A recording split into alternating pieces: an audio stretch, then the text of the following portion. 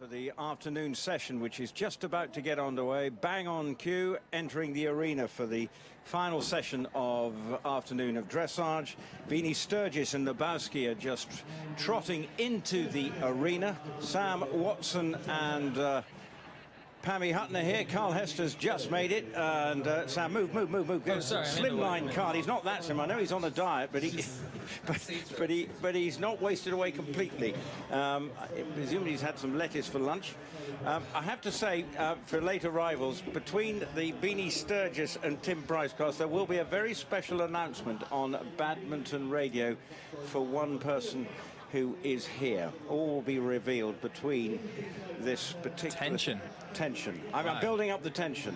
Carl's looking at me very quizzically. Well, Beanie Sturgis here at Badminton, or here in this box? No, someone who's here here at Badminton. Yeah.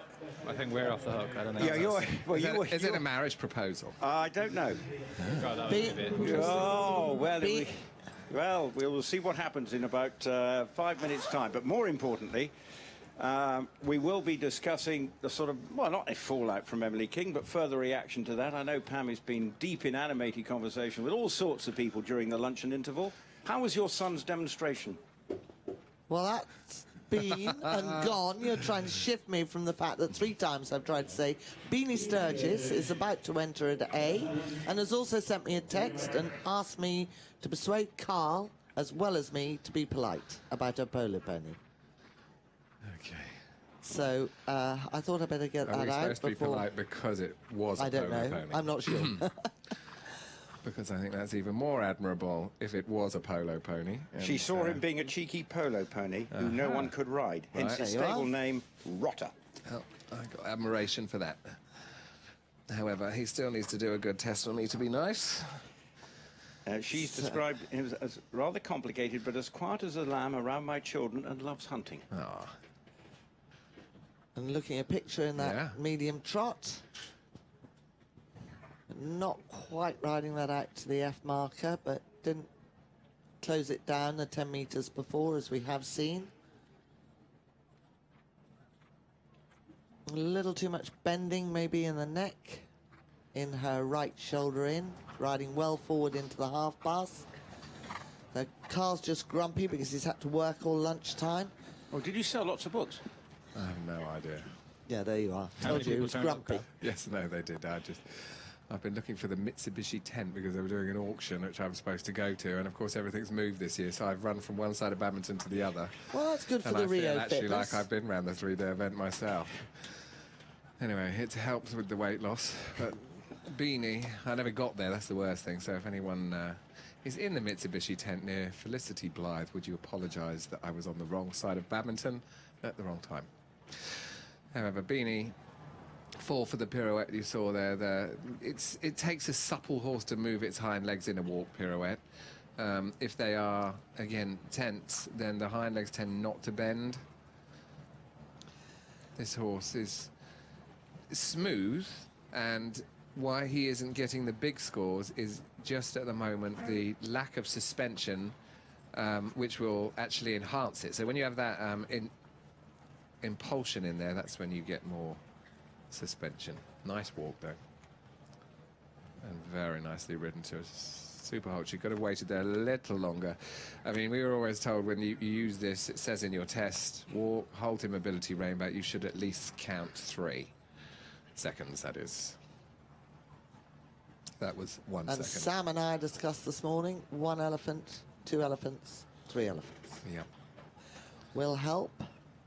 Good Super walk. Yep. Nice walk. Really good walk. It hasn't got it's a very good use of his body. If you look at where his front feet are landing and look at the hind feet coming down, though, there isn't a big overtrack. The horses you'll see that will be getting 8s and 9s for extended walk will have 2 hoof prints minimum overtrack. You said 3 this morning. Well, 3 for a 9. I'm talking about an 8. 3 for a 9 or a 10. He gets quite tetchy 2 after for a that, 9. He doesn't is he? technically... I know, but she's always trying to catch me out. He hasn't had enough time to relax. And he's been exercising. I don't think he likes that. He did eat lunch, so don't let him lie to you about that. Had quite a healthy lunch before he obviously took off in the wrong direction and became grumpy. I lay in the sun and then had a PIM, so expect me to go very quiet in the next 5 minutes. So you'll be, even late changes, you'll be waxing lyrical about. Is that what you mean? Was incredible. That flying change was correct. It just swung a little bit. I think this is quite a sensitive horse to ride. What I do quite like is that at no time is she'd be quite wrong to shorten up the reins and really try and get this horse together. He's not quite ready or built for together. She's not giving much away, is she? No, she's riding it She's doing a good tactfully job. and... Again, we're looking at the scoreboard. If you want to know why they're 6s, because the horse in canter needs to be more uphill. I don't think there's a lot she can do, as we've just said, from the point of view that his conformation, he's quite horizontal in front of the saddle. You know, he doesn't have that big arch to his neck. Now, that doesn't mean he can't carry himself, but he doesn't appear very uphill. And that... She does get the changes. I'd like to describe them as a little bit rough. And they're not just dead They're a bit straight. horticultural, Horticultural. those changes. A little bit less time hunting. A little bit of... She's very good at it. One of the Work. best hedge jumpers in England. I've heard. As we can see there, he swings quite a lot. He to the goes side left when to he go does his right or change, right yeah. to go left. And he snuck that change in before she did. All been correct, but they would lack something on the straightness.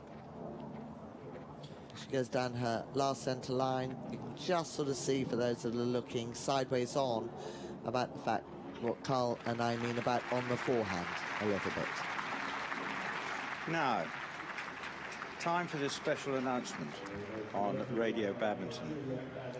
As we await for the score. Well, she actually, more importantly, has to try to leave a day and not have it gallop over otherwise she'd be eliminated. All well? Happy? Yep, I'll shut Okay, up this now. is a message for Louise Jane Hannon of Colwyn Bay. Luke Burton would like to pass on the message that he would like to marry you. Go on, I you was right. boy. So, Luke, I hope, Louise Jane Hannon, you are going to say yes, because he's gone to a lot of trouble. But, so, good luck. It's the first time I've done that in my broadcasting career. So the message, Fantastic. once again, is Louise Jane Hannon of Colwyn Bay, Luke Burton. He's on his bended knee metaphorically to you because he would like to marry you. And she's here. And she is here listening And to he us. is not here, He or- is not here, and I don't know why he feels that he needs to... What's special about badminton, that she is here and he's not here, but he also feels the need to pop the question. It's a very special place. It is the most special There we place. go then. If a lady has just started crying beside you, please tell us if they're good tears or bad tears.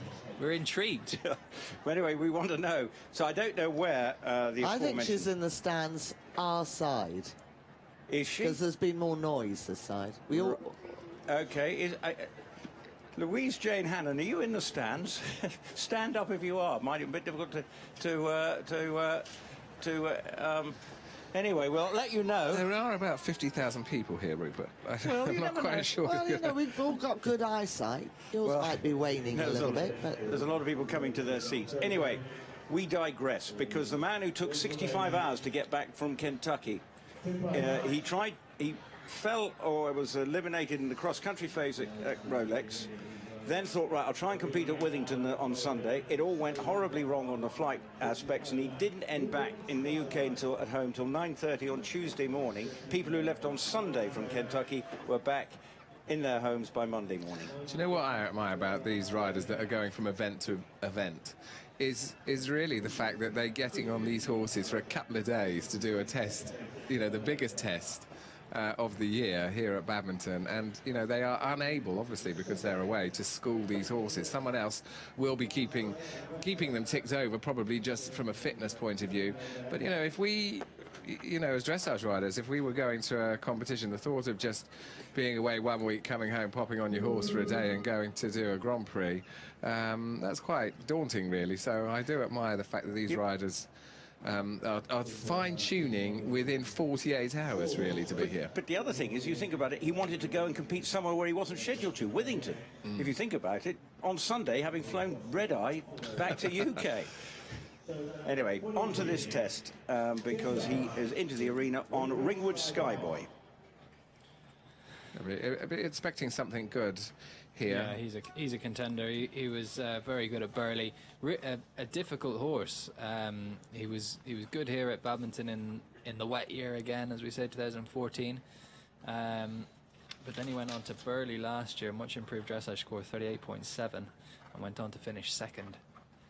He's not entirely relaxed today. He didn't maintain a halt at the beginning.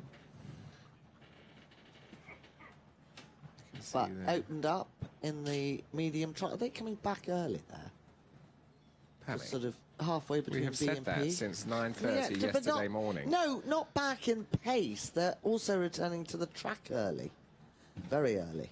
Well, not Well, that. he did. He is, yeah. Well, he did. Have we got a referee then, Rupert? The one before did. If they get really Well, bickering? Carl is really grumpy this Well, he obviously didn't I'm sell actually enough. very jolly, so I'm sorry if it comes across like that. Let's see a warp here. We don't want the hind legs in, we want the front end around. Pick up, put down, around. pick up, put down. Yep. Oh, that's smart. Big but tidy steps. 7. 7.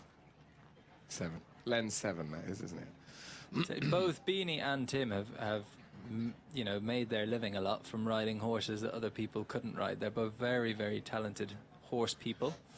So it's great to see them performing in Badminton, and Tim in front of us showing that he can be very proficient in the dressage arena too. Well, he's sitting well. Hands are the right way up. Yeah, white gloves. I have to say, yes, Sam, you've Good got hands. to buy yourself. Have you bought those white gloves yet? No, white gloves and no stirrups. That's what I'm doing. And top hat just lopping off the top of it so it's not quite so tall. Right. It'll just essentially be a chimney. Yeah, we need to get you from like the Billy Smart Circus look to the dressage look, Sam. I mean, do I go and invest in a top hat, or do I just convert to the helmet? Like, how long am I going to be allowed riding a top hat for? That's it. I think you might go for the crash hat. Whoa, this horse. Ooh. He got a little bit. doesn't He like sat his down, halts, didn't does he? No, Yeah. he's just that's where his tension is showing. Considering he doesn't want to stand still, he must be fairly tense, but he is actually letting himself be ridden in the other movements. You can see there, that's a hurried walk. He's not going to relax and stride out. He's just sit very quiet here before the canter, not get a Probably jog not step. even shorten the reins, which he hasn't done. Good Just job. pop it into canter and then shorten them. Yeah, that's exactly what he's I mean, done. 7.5 for that standard walk is very generous, but that's coming towards you at B. So it might help you understand sometimes why the marks can be different, because, of course, the extended walk is walking right at the judge at B. It's quite difficult to see the overtrack. Well, nearly impossible there, Yep. isn't it? The horse is sneezing. Just a little bit can show a bit of internal agitation. Yeah, sneezing is not a fun feeling because Dreadful. normally a sneeze is followed by an explosion sometimes. But that was That was followed good. by a very good flying change. Yeah. That whole serpentine loop, that should be getting good marks. 7.5s, 8s.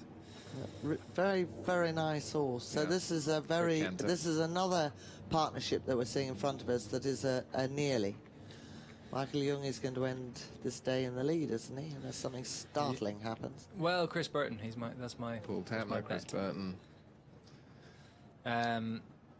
Yeah, now these type of marks, 7s and 8s, do put you in the 30s, but the odd 4 that we saw earlier, and just And we've still got a last halt to go. yeah. He's obviously well aware that he's just trying to get the nose in front of the vertical line. Several times he's just tried to put him that little bit more uphill. He had no option but take it then. You're not going to tell the rider off, are you? He added a stride. Well, okay, Carl, he could have thought about it earlier. Yeah. Carl is looking so disappointed. I was disappointed because that was a rider error there. He missed again on the stride. And it's so minor, but it's like missing to a fence, isn't it? I mean, you have to... That's not The minor. horse then had to... No, the horse had to help him out, really, and wait a stride, which is why we saw it one stride later. 1, 2... And again, I feel that on that right change, that he is slightly half a stride, perhaps slower than the horse there.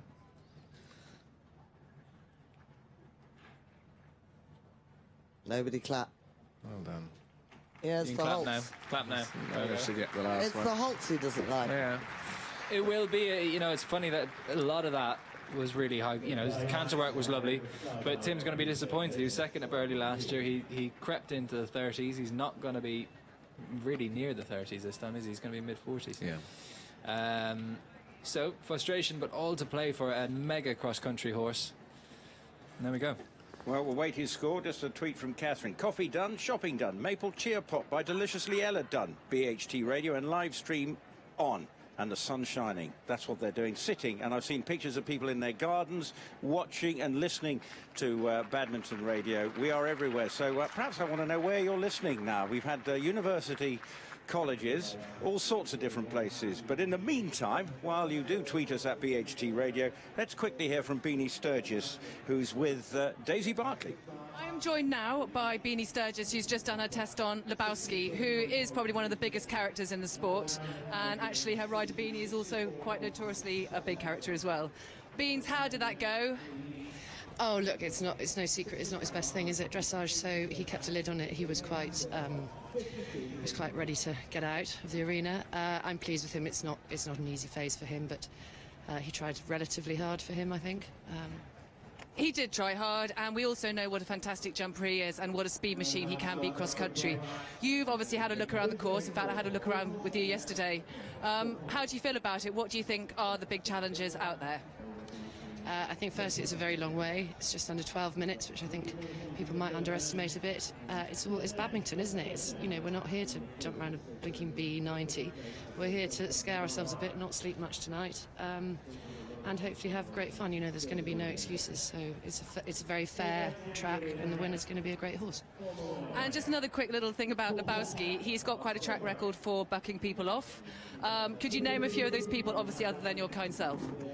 Other than my kind self, he's had Pippa off pretty comprehensively, I think 4 times in 2 months, Pippa Funnel. And I think you'll find he's had you, Daisy, off within about 3 minutes of you riding him. So Pippa did better than you. I did fly about 100 metres. I think I probably had the best air time. Thank you, Beanie. That was really great to hear from you, and best of luck tomorrow. I look forward to watching. Thank you very much, Daisy. Beanie Sturgis with Daisy Barkley as Paul Tapner comes into the arena with his horse Vanier, Chimera, and Paul, the ever popular Paul, and of course a former winner here with I Know Nothing. Well, I think what was nicely pointed out there, what Beanie could have added, is if anyone in the commentary box thinks they do Yes, better, exactly. do get on. I made and after that mental little story, note I to won't self, be do not ride. hurrying to find Beanie today. All again very proficient in this phase. Good medium trot. Yeah. Oh, horse a bit tense and tight off the corner. Lots of Coming down the centre line. More nervy types of horses. It's actually as they turn away from the crowd, they have you behind them. They can't quite see where the tension and feel where the tension's coming from. That's really put a big down mark there, falls for his shoulder, and that was a shame. Well, this horse hasn't cracked into the 30s before, so it would be a big achievement to do it at Badminton for the first time. Yeah. He has done 1 4-star, and they did score 42.5 on that. The walk pirouette was very slow, so it was slower than the walk rhythm. So that's why it took rather a long time. It's an attractive horse. You can kind of sort of see how Yeah. Paul would know that if everything went right, he could achieve really high marks. But mentally, this horse isn't just as easy to keep on side and concentrating. It's interesting. It's another 11-year-old, and it's a mare as well, so quite young for this level. Burley is a 10-year-old, but did have a 20 penalties. So still a young horse for the level. Tight in walk.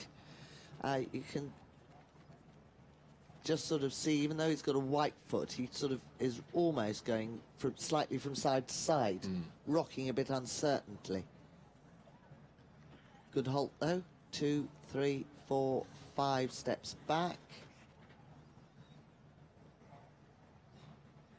In the old days, when they had a white foot like that, you used to go along with a boot polish and black it out. How long ago was that? Well, 1840. Why did they do that? because it can be an optical illusion. If you've got one white foot, it can draw it to looking slightly irregular. Nowadays, we'd bleach the other one. 2 white front feet. That would look There you are, handsome. you see, I knew you got up something. Carl got some of his highlighting stuff out of the cover. Then. God, 18 whatever. I've got double trouble this year. Why? Nice half pass here. Well, normally I only have to cope with one of them at a time. Well, So just a little tip when you're riding, you know, if you really want to feel your horse straight, then you have to try and place the inside hind leg between the front legs. That will help you get the feeling of straightening the horse. Generally, they're a little bit wider behind, so that riding with... He was very off the rider's leg there, you could see. He didn't answer on the first stride. Not enough compression and jump, although he did actually nail the change in the end. But it would have been also classed as inaccurate because that change is supposed to be over the centre line. The horse's wedge shape is what you're trying to say. Narrow at the front, Yeah, widest at the that's hips. right. You make the horse straight on the inside of it to the inner track, not straight on the outer track, or it has its quarters in. Is the longer explanation as he rides forward to his extended canter. You may take back over. Thank you. Transition. Could have been a sharper transition back. If you're, I mean, where you can be clever with test riding is, for instance, if your horse doesn't have a big extended canter, you're better to make more of your transition in the beginning, really on the gas straight away, and then more back at the end. Make it look like there was more in the middle.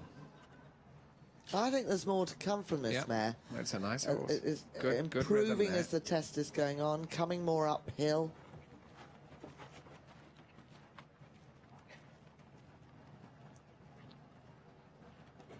Yeah, Yep. good straight flying change. And another very nice flying change. She's ready. Has been good, actually. Yeah, she's Very ready to solid. go and do a test now. She is. She's nice and settled. Yeah. Oh, don't you so often feel that? Yeah, isn't you that walk nice? out today You get and to you the think, end, and then "Oh, you're like, God." right, I'm ready to start all over again. Yeah. Oh, she said yes. Whee! Another fallen soldier. So, what happens if somebody's So just basically, tuned the bank in, statement Rupert? arrived this morning. Well, if you have just tuned in, we had a marriage proposal just 10 minutes ago. And that marriage proposal was for, quickly, my piece of paper here. Louise Jane Hannon has accepted Luke Burton's proposal, which I did just after 2 o'clock. So happy days. Congratulations. Best of luck to you both. Whew. They know what's in store for one another. Have you any idea what you've opened the floodgates for? Well, I'm not doing any more Well, proposals. we did bursts this morning. We've now done marriages. I'm a little bit nervous. Well, and also I've got people listening to us in the following countries of just midnight in Seattle. No, it's not midnight. Well, morning in Seattle. We've got midnight in New Zealand. And we've got Nova Scotia. We've got all sorts of places and people in their gardens. And in Hungary, someone in the University of Szeged. Very interesting. Can I start a debate then? Because Yes. we're doing our top 10 dressage scores that we've seen in this arena. Michael Young is incidentally number 10, so he kicks us off on 34.4, which we've seen this week. But we were having discussions about it, and we've seen Emily's test since. And Pammy's been talking to people about it. And I don't know if Well, I'm a great gossip. And I just was quite interested from a List 1 judge or just somebody watching who's been here for 2 days avidly, and a couple of other people, and a certain lady that she would know. And if you call them the opposite names and had the expectations, as I walked into this commentary, I heard Olympic champion, European champion and world champion Michael Young in the lead. So if one said Emily King, world champion, Olympic champion, European champion, and they had had different hats on, would those first marks as Emily came down the centre line have been 0.5 higher from 3 judges? And I believe they would have done. I believe that if you were to rerun those tests on a judge testing day, Okay, well, Emily could sneak ahead. let's get people to comment on that online at BHT Radio, wherever you are, whether it be in upstate New York. Leslie Nauf, who's now listening in her office since 4:30 a.m. That's Friday working for you, starting from 4:30 in America. They get up early to work. I don't know what you do, Leslie, to be working 4:30 in the morning, but thank you for listening to us online. And Kate the Kiwi should be asleep, but listening to us here in Canberra while I wake up for Berto. But you're a Kiwi. Why is she getting up for Berto? Because he's Australian, or did he come from... Everyone loves Bert. Everyone loves everyone in this game. Okay. Rupert. Okay, well, let's get fun-loving game. On to the next test. Helen Vattier from France is in the arena with Quito de Ballière, and a score of was 46 point something for Paul Tapner, but I will confirm what it is in a minute. And Tim Price, he had a score of 47.4. This is being well ridden forward, I would say. And you have to decide whether forward riding, are you making the horse better?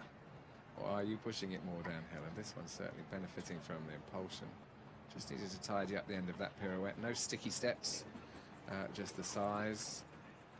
The golden rule for these pirouettes is they have to start small and then move the horse forward as they get round. So we always say start tight, get bigger. And that will encourage the horse to keep moving the hind legs towards the second half. Good marks for the pirouette. Yeah, well deserved. As you know, it was always one of my highlights, walk pirouettes. I'm glad you haven't commented much on the pirouettes, because I remember you just don't do them when you don't like doing something, do you? Well, you used to get the handkerchief out. They were that bad. I give up. She'll never learn them. That was the white flag. I did once. We are solidly watching this test. It wasn't completely balanced in its first halt. There are moments, and it's now done a spectacular halt till it moved to front leg. There are moments when it really nearly gets to the eights. The judges haven't quite made up their minds. There's sort of between 6.5 and 7.5, and these half marks are quite expensive. And it's a nice horse. It's not doing anything violently wrong. It was going forward most of the time in trot. It's now not in walk. The nose is behind the vertical line. It's not a great loose mover, but it's quite pleasant to watch. Or a big walk. And I mean, I think the thing is here also, when I look at the length of this horse, so from the back of the saddle to the tail is quite long. Now, that tells you that the hind legs inevitably are set further back on this horse, so they have further to come forward.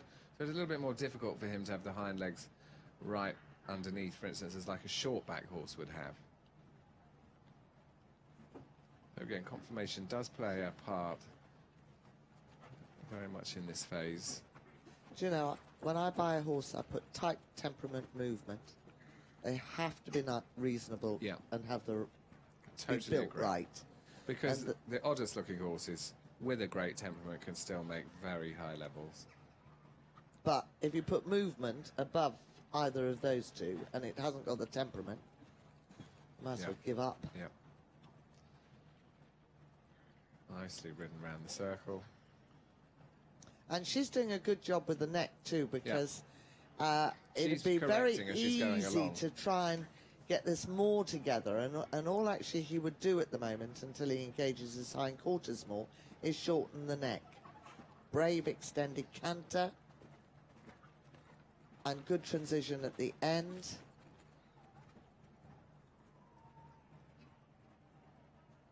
Got tidy enough hands to have white gloves on. Yep. Why hasn't she? So Oh, that was clever. She, the horse put in a flying change because the horse was in charge of the rider, not the rider in charge of the horse. And then she popped it back onto the correct leg and then got the flying change at X. Unbalanced. Missed. Well, it was the third. He's slow off the right leg to that flying change on the short diagonal line. And he went ahead of her on the last flying change. So after Paul and Tim, whose canter work was a lot better than the trot work, we've sort of had the opposite way around here. Yes.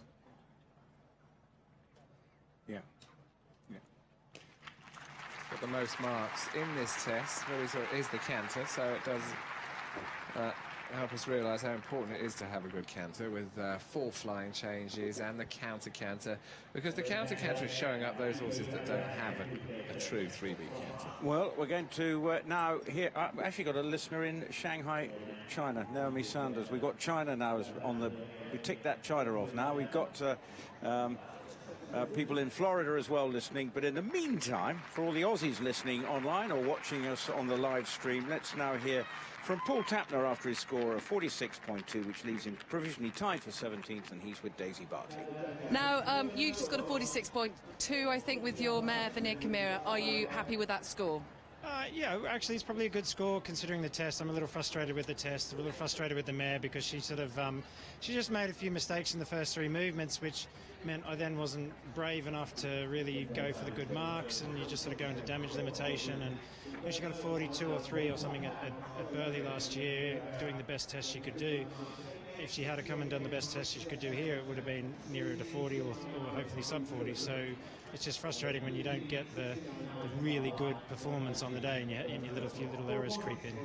That is a shame, and she looked so relaxed when she came out. The previous 2 horses were on their hind legs after their test, and she looked as chilled as anything. But what I have noticed about this mare, she is a real cross-country machine. Are you excited about tomorrow and what the course has in store for you? Yeah, definitely. She's definitely a cross-country horse, so this course suits her. And yeah, you say that, like at Belton, I went there with just a nice easy run in mind, and I ended up being like the 2nd or 3rd fastest time of the day without pushing her. So she's definitely on form for the cross-country. She's definitely fitter than what she was at Burghley last year, and obviously more experienced, so she's well and truly ready for the challenge tomorrow.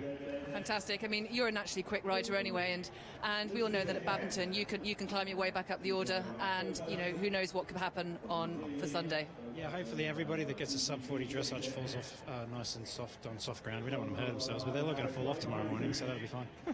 Okay, get you. All right. Thanks, Tappers. There's Tappers heading off now, but I'll tell you what, I'm going to have to mention this tweet from Chrissy Nordgren. I don't know how she has sent this tweet. Getting me through a painful marathon is Badminton Radio because I'm on a training run in the USA. Miles are flying by, thanks for the diversion. Running and listening to us. Now that is fair play. Well done. And Kate the Kiwi, you will be happy. Berto is married to Beck, whose mum is a Kiwi. That makes him almost as good as a Kiwi in my books, and I'm sure you'll be interested to know how Lucy Jackson now gets on because she has entered the arena with Bosun. What are you looking at me like that for in a withering way, Pam? I'm not. I'm looking at Sam, who is reading a text message from his father to me. In good books, bad books? I don't think I'm in trouble. He's just giving his... he's just giving his opinion on the King versus Young. And that our judge at sea had them very, very close together. I think there was just 1 mark in the One difference. mark behind. Yeah. Lucy is an extremely tall girl, Amazon. She has another lovely horse that she does force her on, Willie Do. She's really superb on the dressage phase in that. So she knows what to feel. This horse, a totally different type of mover.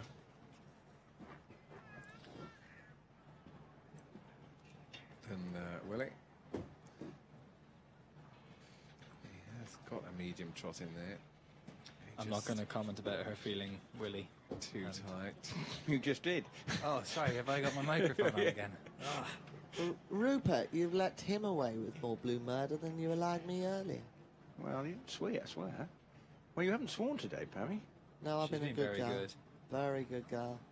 This is a difficult horse to ride in that I'd call him a bit hot to trot. Yeah, his rhythm's a bit quick, isn't it? Yes, He could just do with slowing down to find that. A little bit of arguing with the rider going on, and unsettled in the head and neck, and that is very nearly the first Piaf pirouette we've seen. In that it didn't quite settle to walk. Lucy also did a 41.7 on a horse called Animator. Did you know that one? That was in 2012. She did that at Burghley. It moves well, but Yeah. this horse is on the tense side. She understandably didn't show enough walk before the pirouette, and so the pirouette was fast. Now you can see it reflected in the marks Yeah. of the 6s and the 6.5s. It's sort of, my mum would have said, scuttling along. Well, when they're tense like this, as you can see, he tends to pull himself along with his front legs rather than push himself along from his hind legs. Now, it's good that he's got a little bit of walk now just to take a breath and hope that he calms down. It's so easy in the middle of the arena when they haven't got a side, as you can see there. There's not really much Lucy can do, nothing. Unfortunately. I mean, she's just got to make the most of this. Try and recover some marks back. Probably it'll be in the canter now. Hopefully she can just stop the jog. She might have to go a little bit slowly. It's almost the time where you want to stand up in your stirrups and sit down again so that you just relax. Well, you your seat. do that. I've seen you do that. It's just helpful because it makes you sit back down again, doesn't it? Yeah, you can just pretend you're sitting in the wrong place. And jump up and down. Not that Ooh.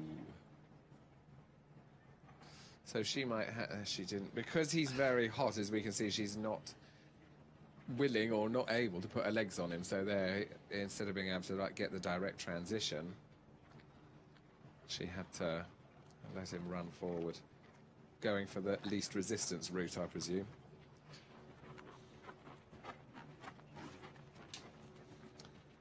still in with a transition. It got the 7 from one judge. It was slightly on the kind side. Well, she's great looking as well, Lucy. Nice smile. Yeah. Oh. She asked a little late, but Good that for might her, be. though, 'cause Yes. she did get her legs on, didn't she? And so Yes. you are going to do that change here. And now she's putting her legs on, we're It's getting a better picture. I know, and if it just would let her do that from the start, it's an attractive horse. So the sneezes, there's 100 sneezes coming in that half pass.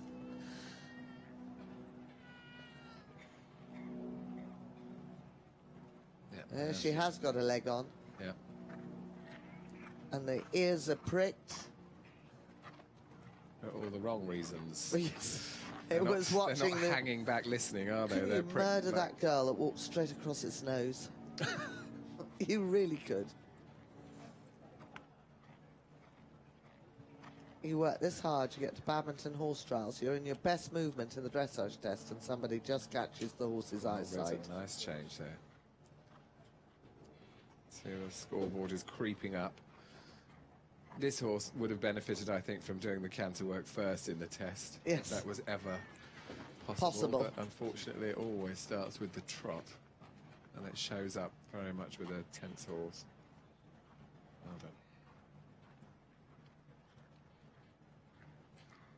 Well done. It just has taken him this time. Very nice. To breathe, Taken him this and it's time got to, better and to get better. used to everybody Yes. and the feeling around him. To be fair, the judges are now rewarding Yeah. the better movements to. Oh, you sneaky.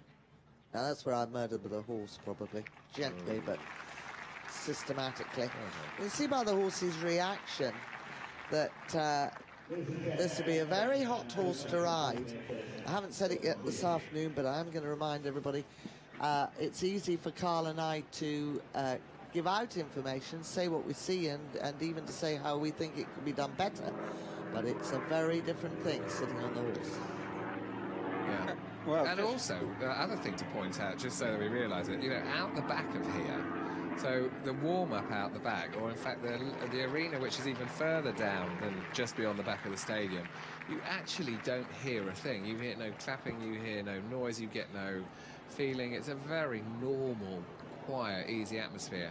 And the minute, of course, the horses come through those Mitsubishi gates, they get hit with this environment, and not all of them cope with it, as we can see. So it's understandable because some of these horses aren't used to it. But just so that you realise that, you know, if we could all warm up in here for half an hour and then do the test, we might be getting some really high points. But understandably, the name of the game is to come in and do your test.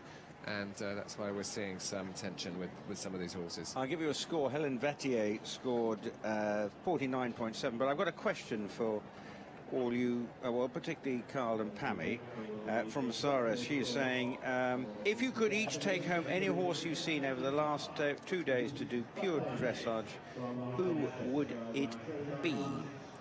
Well, I'm still sticking with my choice from yesterday. I bet Pammy is as well. I mean, my choice yesterday was Clark Johnson's grey horse. Something Balmoral, was it? Yeah, and I can't Sensation. remember names, but it's Balmoral the, Sensation. you know very and well it's Andreas. Andreas Oswald, yes. So Like that. is Pammy it- rather liked his uniform, I think, before she picked the No, horse. I like the I like the A little horse. bit of dribbling. Andreas made a hasty retreat. But yeah, I loved Clark's Big Grey yesterday. It was a big move. And then very Matt would loose have ridden the mover. grey horse. Right. I listened to Radio Badminton on That's the way the one home. I picked. Yeah, Oh, that's the one Clark's you as picked. well. Oh, Yeah. right. That's fine. That's the Balmoral Sensation horse. I did like Emily's horse today. I must say you could do a tidy dressage test with that to a higher level, couldn't you? You Certainly. could. With a good counter like that. So, next in the arena, Bruce Davidson from America riding the Apprentice. You see Lucy Jackson's score there, or was it just slipping by? Bruce Davidson Jr. Correct. I used to compete against Bruce Davidson Sr. Buck is one of the busiest riders on the international circuit. He's on 51 internationals in the last 12 months. Wow. Only Oliver Townend is some sort of machine that nobody knows how it really works. He's obviously got very good staff. He's done 81 internationals. Wow. But these two probably are seen out and about far more than any other riders. Do you know, you need a little bit of income to do 81 internationals. Yeah, he's on the road a lot. I mean, Well, hopefully you're winning a bit if you're doing 81 You'd internationals. want to. That's incredible. I mean, a dressage rider would probably do, what, 7 internationals a year, max? How many will you do this year? Well, this year I've done 2. And I'm going to Semi-retired. do 3. I'm going to do 1 more before Rio. Oh, I've done 4, sorry, I've done 4, and then hopefully Rio would be number 5. And then that's it for the year? Oh, I would have thought so, yeah. It's interesting. up. None of us have really got after Carl that was for the a really ghastly walk sticky, pirouette. bad walk pirouette there. Yeah. The horse literally did a journey to the earth's core with his hind legs. He But that drilled was, them into the floor. that was one of the worst walk pirouettes I'm afraid we've seen. I tell you what, it's got the same marks as all the other bad Yeah, ones. that's a bit unfair because a horse should that has have a 2. one stick would have a 4. That had He a literally- 2-stick. Yeah. The rest of it's not bad though. He's getting some very good point because he's quite active in the trot, the horse. Again, the mark that's right at the end of the dressage test, it's called impulsion. That's not a good transition to the walk, a little bit wobbly. Just makes me feel that the horse is a little bit behind him, which is maybe why he's riding quite forward, because the horse fell into walk. Well done.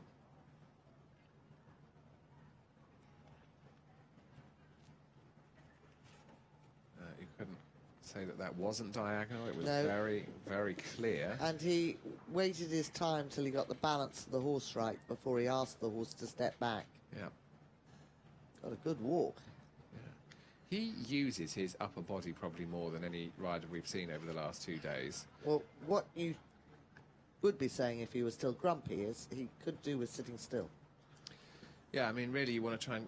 But riders get different things in different ways, don't they? I mean, it's his style a little bit. It's not... It looks less attractive, but it's working for him. You know, he got the horse to walk well by using his seat and arms and upper body. He was really properly rowing the horse out in front of him there. But as Pammy said, if he could be a bit stiller, you look more at the horse in there. Now, this canter needs more jump. A And little flat. more, to use a dressage term, sitting on the hind leg. So, yeah, the hind legs just could come under maybe a little. It's a little on the forehand, surely. Good flying change. Rider just moving a little bit from the right to the left. I'll call that an average sort of flying change. It wasn't a great one. Rider's got to sit and use his leg for the change. He stood up. Moving from the right to the left. We'd want to be very careful. We're not in deep trouble after this test. Brave extended canter. And a good smooth transition. Yep. Again, it's not like the horse Mark's needs to go coming more up now. forward in canter, he just needs to get more quicker. But he did. He's bold in the forward riding. So he just needs to sit, and then just a lower leg. So the horse, again, showing what I thought a little bit when you saw him do the trot-walk transition. He gets behind his leg. And so the horse literally slowed down and changed. So he needs to bounce the horse forward, bounce it. I think a few flying changes with no stirrups would just help. Bounce, release, yeah. Nice looking horse. Obedient. Yeah, and actually, to be fair, throughout this test has improved. That's better. Can't see that. Should we tell Hugh? The starter sign. That's where your screen comes in handy. Well, you're hogging it, darling. I'm paying attention to detail, which is what we're paid for. But clearly not enough, according to you, Carl. Anyway, Lucy Jackson scored 59.7 in her test a little bit earlier, so Disappointing for her. It's quite a score to go to the cross-country with, isn't it? Yeah, it's hard, and it's one of the things that we've been saying all week. The core group of the riders here have really upped their game, and while a 59 was not too far below the middle of the field, maybe 3, 4, 5 years ago, it's now at the end of the field. it's third last. I think what's interesting is with this is the scores aren't getting higher and higher at the top end, but the bottom lot are moving to the middle, aren't they? So as The you said, average there's is very coming few with it. That's right. There's very few with a low score. You're not getting the 30 and the 78. No, exactly. Here's Don't remember. a comment on Twitter from somebody saying, my take on Buck's style is he doesn't have a lot of leg to use, so he compensates. Now, I have no idea what that means, so... Well, That's actually a point, and I mean, it is his style, and it's certainly not ineffective. I mean, he's on a 45.8, so he's well in the middle group, at the top of the middle group as well. You know, and some people will find that they can use their seat stronger than their leg. The ideal position, of course, is to have a loose leg so your leg hangs down. And therefore, you know, you can, if you're always riding with your leg on, the horse can become very dead to the leg. You need to have like a hanging loose leg so the horse stays sensitive and he reacts when you touch him with it. You have to be quite strong to be able to carry the horse the whole time with your lower leg. Although that was very much the old sort of style, wasn't it? yeah, surely the seat Your is... mother would have been a leg person, wouldn't she? But, what? Lower leg. Your mother would have been very Seat. much. Completely wrong. No lower leg. No, Did they you have did loose have lower to legs use then? your lower Because it leg. always- Yeah, always but you used had to think- use more seat than anything Hello. else. Stop talking. Actually, you had to think more than anything else and then use your seat. Wow, but we have now got Pretty amazing goodies. delivery here. We have got goodies that have come Can up we- the stairs. We're going to sorry. take a picture of this and put it on Twitter. This started with a chocolate cake, and now the bar has been significantly raised.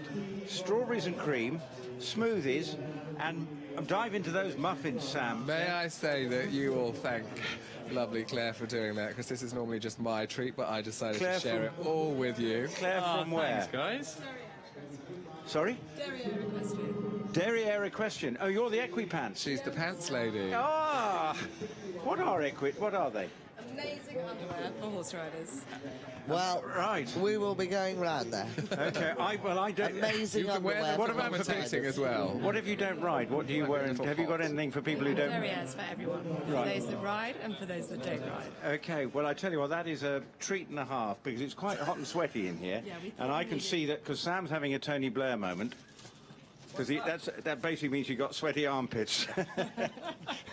Anyway, back to the dressage. Thank you so Look much. at these smoothies. Oh, Thank you. Oh, thank you. Who's in the arena now? Oh, Andrew Heffernan. Pammy, carry on. well, it's... What were the smoothies? Completely lost interest. Got in yellow the ones and dressage. red ones. Yeah, but, you know, we just... Variety. We're not smoothie experts. You two are dressage experts. I'm just a number expert, so what can I tell you? Well, keeping an eye on this test at 6.5. We'll have to do some tasting. Oh, Yeah, this again, is a horse, he just needs to have the underneath of his neck a little bit more open. So he's more uphill. He's probably a horse that's very light in the contact, and that will be why Andrew's riding with a very plain bridle. You can see a Cavison noseband there, and a simple snaffle. There's the warp pirouette. Don't drop A it, little bit Carl. large. Looking on the screen, you can see, exactly how far off the track it becomes. Carl is now suffering with the big box of goodies in his hands. Yeah, you see how the horse just tips slightly over there. Oh, So brilliant. you know earlier we were talking bold about moving horse. Yeah, but we were talking earlier about the vertical. You know how the horse has to stay on the vertical or in front of the vertical, and he is the whole time a tiny bit behind the vertical, and for that reason, you know, that's why the judges would find it difficult to give him more than a 7. Relaxed and doing the movements nicely, nice crossing in the half pass there, and steady. Yeah. Just needs Good to transition just, to walk. yeah, and a Nose nice has come walk. forward now in the walk.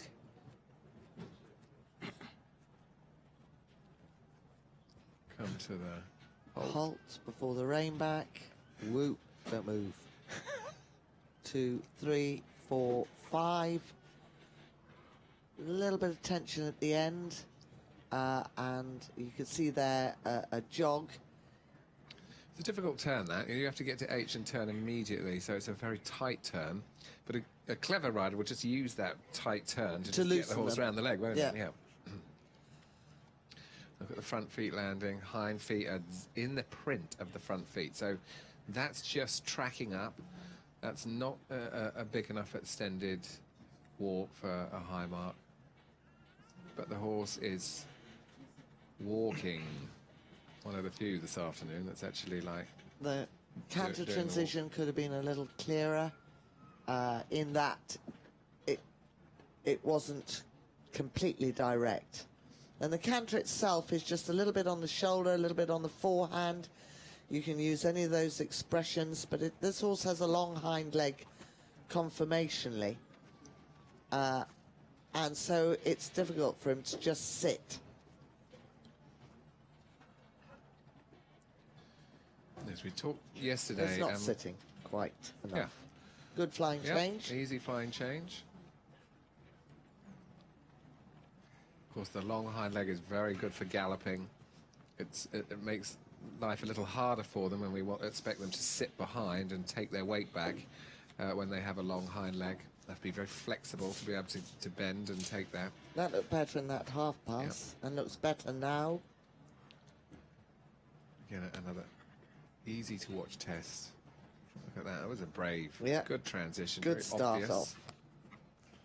Nose still a bit behind the vertical Yeah. and pulling down at the end. So he needs to use his half halt more upwards towards the horse's ears rather than towards his body, because when he takes the hand towards the body, the horse comes behind the vertical. When he gets his hands up in front and out towards the horse comes up in front of the vertical. Yeah, another Okay. clean change. Clean. Just a little bit wobbly. Left to the right. Canter really settling now. I mean, the good news is it's really solid 7s. Yeah. Well done. A well-ridden flying Very change. well ridden. I think he's riding a lot out of the horse. So we He's agree. doing great, isn't we he? He's- totally he's- agree on this. He's riding the horse to a maximum. And again, nice to see it in a plain bridle. So that was all quite good. Yep. Now I'll move the cream off the strawberries for you. You can leave that on. You can't have it though, Carl, No, can I you? can't, you're dead right. You can eat strawberry. You liking your smoothie?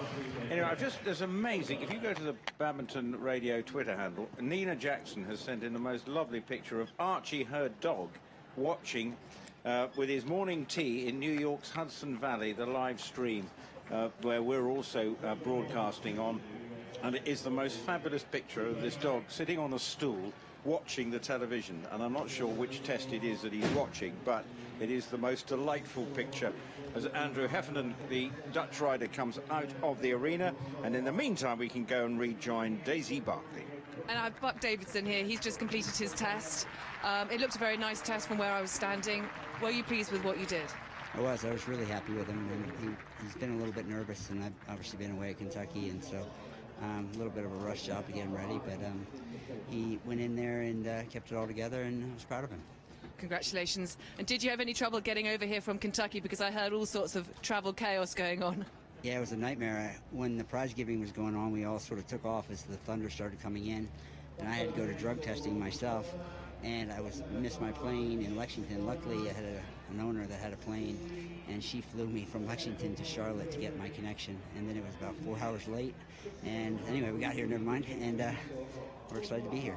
Brilliant. And I mean, you obviously had a few walks around the course. Are there fences that concern you? Have you planned your routes? I mean, what do you think is the most interesting part of the course? Yeah, I mean, I'm sort of worried about fence 1 all the way to the end. You know, I don't think there's any one that sticks out.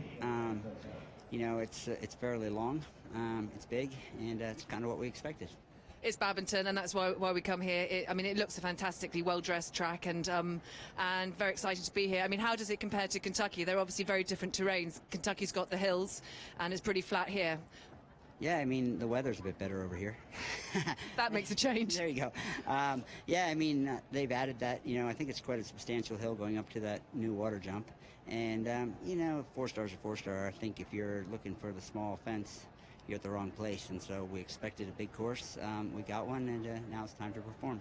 Well, I wish you the best of luck and look forward to seeing you perform tomorrow. Thank you very much, Buck. Thank you. Buck Davison there after 45.8. That's actually the same score as Andrew Heffernan. And basically, Carl is salivating over poor old Pammy. Oh, she's now had a cream spillage all over her trousers. Well, you know when someone like really licks their lips when they're eating cream, that's what she's doing, and looking at me with a big smile on her face. How is your smoothie, though? Great. And I gather you've raised a bit of money, haven't you? Yeah, but then we did a charity thing at lunch for a couple of people to come to my yard, and 2 people bidding, £650 each, so £1,300 for me to entertain 4 people for the morning at my yard. So I'm very grateful to them for paying that. So thank you if you're listening. I shall try and entertain them the best I possibly can, or bore them with a. I mean, can you imagine a whole morning's worth of dressage? I'm hoping they are. With you, Carl Dressage Hester, fans. nothing could be more fascinating. Now, in the little break, we've had Richard Barrett ask Carl to shut me up. Do you remember Tattersall's coming into the arena? And how's this going to... over to you. Oh, quickly, Sam's now... That's all right. Well, I was just going to comment on Andrew's test. Pammy and Carl liked it. It scored 45.8, and that has taken a few marks off his best 4-star test, which was previously 47.2. So good to see people knocking a few marks off their PBs on a sunny afternoon on Friday. Gemma, she wanted rain. She didn't want it to be sunny at all. What, for her dressage? Well, mainly for cross-country. I don't know, does it? Nobody could want rain for dressage. Sometimes they move a bit better and there's a little bit of squidge in it. If they're a real bog trotter. But then you wouldn't want to be at the end on Friday if it had been wet. Been deep going, you wouldn't. Lacking a little bit of bend on that first corner. Well, that's what I like to see, though. I don't like to see the loss of rhythm, but I mean, that was a rider taking a risk. It didn't quite come off, unfortunately, but she went for it. Unfortunately, the dog leg, as we call it, which is the turn, didn't help her with the balance. She lost it. Swords has lots of scores in the 40s, sorry, Carl, but generally late 40s, 47 type area. So Little things like that don't help, because he actually's got to go at extended trot. We saw it for a few strides. If you're looking at the scoreboard, those all 7s would give you 70%, which is what Pammy and Carl would refer to quite a lot. That would be a good test, and that would give you a score of 45. So if you're going below 7s, you're going to start creeping up towards the 50s. Well done. Much better. There, you know, Was that for me or Gemma? Gemma. Oh. I'm afraid. I've got my eyes on the arena. Sam is dying for us to compliment him on his stats. Oh, a compliment from Carl Hester would be amazing. Your stats are fantastic, so. Thanks, mate. This extended trot she did there, she just was able to keep the front legs a bit slower. It didn't look like the horse was running away from her. Oh, that was nice. Horse just appearing to soften a little bit everywhere and settle down into his test now.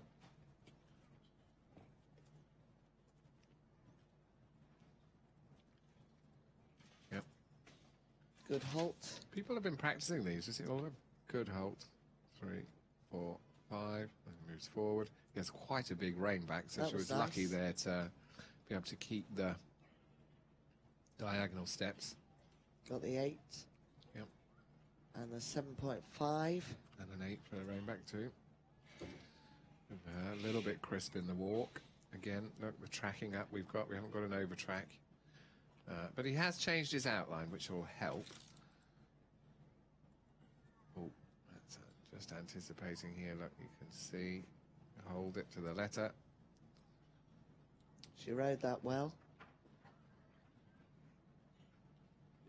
I think Gemma, a bit like Emily, she's going to be an important rider for Team GB going forward. She made her championship debut, I think, at the Europeans last year, where she had was she just outside the top 10? No, she was 9th. She was just inside the top 10 at Blair with this horse. Well, again, the solid 7s and odd 8. Coming to the flying change at X. That was a nice car, wasn't it? Yeah, I thought she was lucky. You thought she was lucky? It was nice, but she was lucky. She was ahead again with her aiding. But the horse waited the stride quite kindly and then did the change for her. So we saw her leg go back. The horse had to then do another stride and then make the change. However, it was discreet, so she still got a good score. Because it didn't interrupt the horse's rhythm. Nice transition. There is, of course, one further possibility that some horses you have to do that with a stride before. Yeah. You met one of those, or all yours so well trained? I haven't met one, but I have. I would like them to do it on Good the balance in the Nice canter. turn. Yes. 1, 2, yeah. This tester's improving. She's doing a good job, yeah. Yes. What's her best score, Sam? Her best score, she has in a 3-star scored at 40 at Gatcombe, but all the scores were quite low that day. At Burley in 2014 it was a 53, but at Badminton last year it was a 48. Yep. So It's going to be better. it is going to be better, isn't it? Yes, it is going to be better. It should be very competitive. Should be great to watch tomorrow on the cross-country course. She's fast and accurate, and bold and brave. She's been good here. Super finish. Yeah, this test got better and better. Where are you putting that then? Low 40s. Wow, yeah. That will be an interesting I one don't for him to know. keep an eye Do you on, not because think? he's an experienced horse. As I say, he's been 9th at a European Championship, so you could be looking at a team horse. The final day will be an important one for this horse. The show jumping phase has picked up a few penalties in the past, but you might have an exciting combination on your hands there, everyone. Well, as she exits the arena, let's go back and join Daisy Barty. Right, here with me is Andrew Heffernan on the back of just doing a very nice test on his lovely mare, Milltime Corolla. I thought it looked very nice. You look thrilled to bits. Yeah, chuffed a bit actually. She wouldn't just be the most natural on the flat, Daisy. You know, she's got a bit of a long hind leg and doesn't find stepping under very easily, and maybe she's not blessed with the best trot in the world, but you know, she's a proper trier. She looked like she tried incredibly hard out there. It looked a really, really tidy, polished test. I mean, she's been a wonderful servant to you. She's obviously a veteran of London, other championships. She's been here before. 2 European Championships, London, 2 Badmintons, Burley, and she did her first Europeans as an 8-year-old. She's A very special horse, so it must be lovely to be on her tomorrow. I mean, this is obviously a decent track. How do you feel about the cross-country here? Well, to be honest, I think it really is a decent track. I rode her here 2 years ago when it was proper serious. Maybe it is a cog less serious than that, but I only think a cog, you know. The Vicarage V is a proper Vicarage V. That wasn't here a couple of years ago. I mean, it was obviously slightly different. Oh, it was followed by Hexagon Hedge. It was, and she jumped it really good, so I'm a bit nervous now because I don't think I could better what I've already done. Just see the same spot. Yeah, well, yeah, exactly.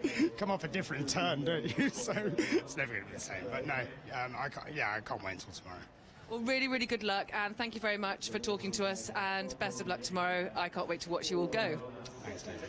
Andrew Heffernan saying it's going to be quite an interesting day tomorrow. Gemma Tattersall's score we're just waiting on. Into the arena comes Dee Hankey, and all the people listening to us at various corners in the world. Vanessa's obviously a bit of a groupie for poor old Sam, given the thing that she's just tweeted via the Badminton BHT radio tweet. And Jill Thomas has tweeted, listening to us while trot setting horses at Allenson Springers Adventing in Virginia. Explain to me, because I don't know, being the ignoramus I am, what is trot setting horses? I've never heard of that either. Maybe he's going to have to explain.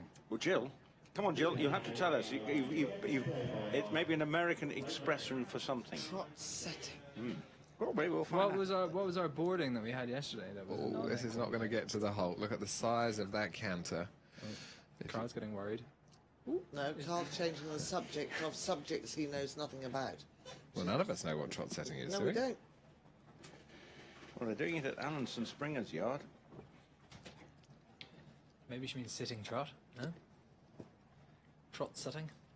That was my crack. Okay, the scope in this horse is trot.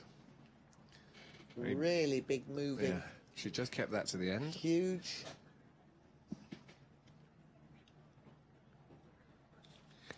He must be a warm blood, this one. Is he? It is a KWPN Dutch by horse. Kennedy. Kennedy. So Kennedy makes a lot of good dressage horses, Grand Prix horses. Well, he's had 5 cracks at a 4-star, and he's not gone clear cross country yet. All right. So one's a good start here, and then Yep. but he might like going in the sunshine. We've got good ground here. I have to say, it's a beautiful course. Would love to be jumping around it. Well, he's doing quite a good dressage test, but I have heard, Sam, it's a cross-country test. Yeah, it's big. It's big out there, and it's long. It still manages to be quite intense in the middle as well. So it will be a big test for them all. It does make a massive difference, though, jumping off this springy ground. I think what we saw a couple of years ago was tough going for everyone, but that again is that we were in all-weather sport, so we've got to test in all conditions. Is it still a little deep in places? Because our lorry got stuck after the dressage display. Well, certainly on Wednesday, I mean, the grassroots were cutting up in places. A lot of it was riding soft, good to soft in places. I would say now there's very few places that are squidgy.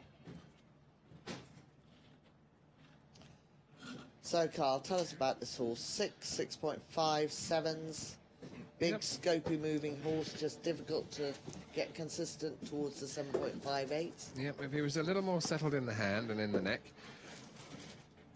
you could see the 8s are there in this in the way that this horse trots. He also has a good walk. He has an overtrack there. You can see in his extended walk. A promising horse for this phase. An unengaged transition, that's what you would say, from the walk to the canter, and that's because it wasn't direct. So the canter the first stride of the canter was not the same as the third and the fourth. I'm just going to move someone into a seat here. That's very important to remember. Do you know who I'm talking about? Yes, you bet. Jonathan Agnew. Jonathan, he came to our yard, and we have... Good to see you, Jonathan. Well, Jonathan will be... That's the way to do You it. better introduce Jonathan and what he's going to be doing for us Well, this year. Jonathan Agnew is going to be testing the cakes that you produce, Carl, more importantly, but he's also going to be commentating. He didn't make them, did he? No, he'll tell you, equine underpants did. But you go to discuss equine underpants on Test Match Special, but you will be commentating for BBC at the Olympics on the radio. That's the plan, and this is sort of day one, really. So Carl was very kind. I saw him the other day. I came down to his magnificent yard. And well, I taught you one or two things, I thought. You did, yes. I had a quick lesson. I had a very nice lesson. Things I'd never done before, funny enough. No, we're not going there. But however, it was fantastic. Were you sitting on a horse? No, but I was yesterday, and I'm very stiff in here. I'm going Western style, which works for me. She needs to she hasn't realised. Has she not realised? No, she's given up with that. This is the first person I've seen Sorry. do that. You know, I'm not sure whether she felt it or didn't feel it or just thought it would be better not to interrupt the horse because, as we can see, that she should get to 0, in fact, because she didn't do the movement. There was no movement. No, She didn't sorry to complete the interrupt movement. you.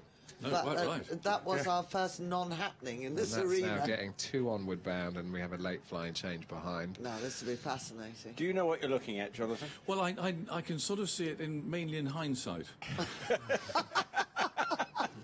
Don't worry, that's all we've been Or struggling after we've to said do. it. Now, you see, the mark hasn't come up because I just think the judges are wondering, what do we do? Now, hang So on. talk me through the technique. That's what happened. What happened? Okay, In so we have a hindsight. 2-loop serpentine, and the flying change should be at X, which is in the middle of the arena. The horse did the first loop, did a beautiful flying change, which wasn't required. If she'd been quick, she would have stopped, cantered back on the left leg to complete her loop, and then do the flying change in the correct place. So it's quite difficult to understand what they're going to do with it, whether they give it a 0. It's actually skipped over it. They have. They probably don't want us to know what they're going to do because it could be a mixed reaction here. So, do you really want to do this dressage gig? It's quite complicated. But you see, what I see my role as being is trying to describe what I'm seeing and let the expert say whether they've done it Because well or hopefully not. you'll be commentating on him winning a medal. That's the plan. Him and Charlotte and the team. I mean, I'm really looking forward to it. And for being serious for a moment, I mean, for someone who's been doing one sport for so long, well, I did do archery at London, which is a bit strange. But it was at Lord's. It was at Lord's, and I'm sure that's why I did it. But actually, you can get so pigeonholed in sport as a broadcaster, especially on the radio because of your voice, to do something completely different. And I never thought 2 years ago, a year ago, I'd be riding a horse called Carlos. And I'd have, a Stetson and a Western boots and sitting next to Carl. And I mean, see, my wife rides, and it's always been her thing. And she's taken it fairly well. It's always been her world, her friends. And you take the top job. Well, I've done it subtly, Carl. I've not tried to tell them No, too you were much. very good with her. There was a lot of holding hands while they were watching, just to reassure her that she wasn't losing her I'll tell you what's touch. been nice, though, seriously, is that this is a sport in which people could have been very sniffy about me doing it, because I don't know the sport, and I never have done. Yeah. They could have said, what on earth are the BBC sending him along for? But they haven't. People have been so welcoming and so kind, because I suppose it is a kind of a chance to open it up in a way, perhaps to a new audience as well. I think you're I bring different right. people with me, Yeah. and so that's hopefully it'll work both ways. But I'm really, really Had you enjoying it. been to badminton before you got the gig? No. I used to go to Burley as a kid. I went to Blair last year in the mud. I went to Caen. I watched Carl at Caen. I went to Olympia.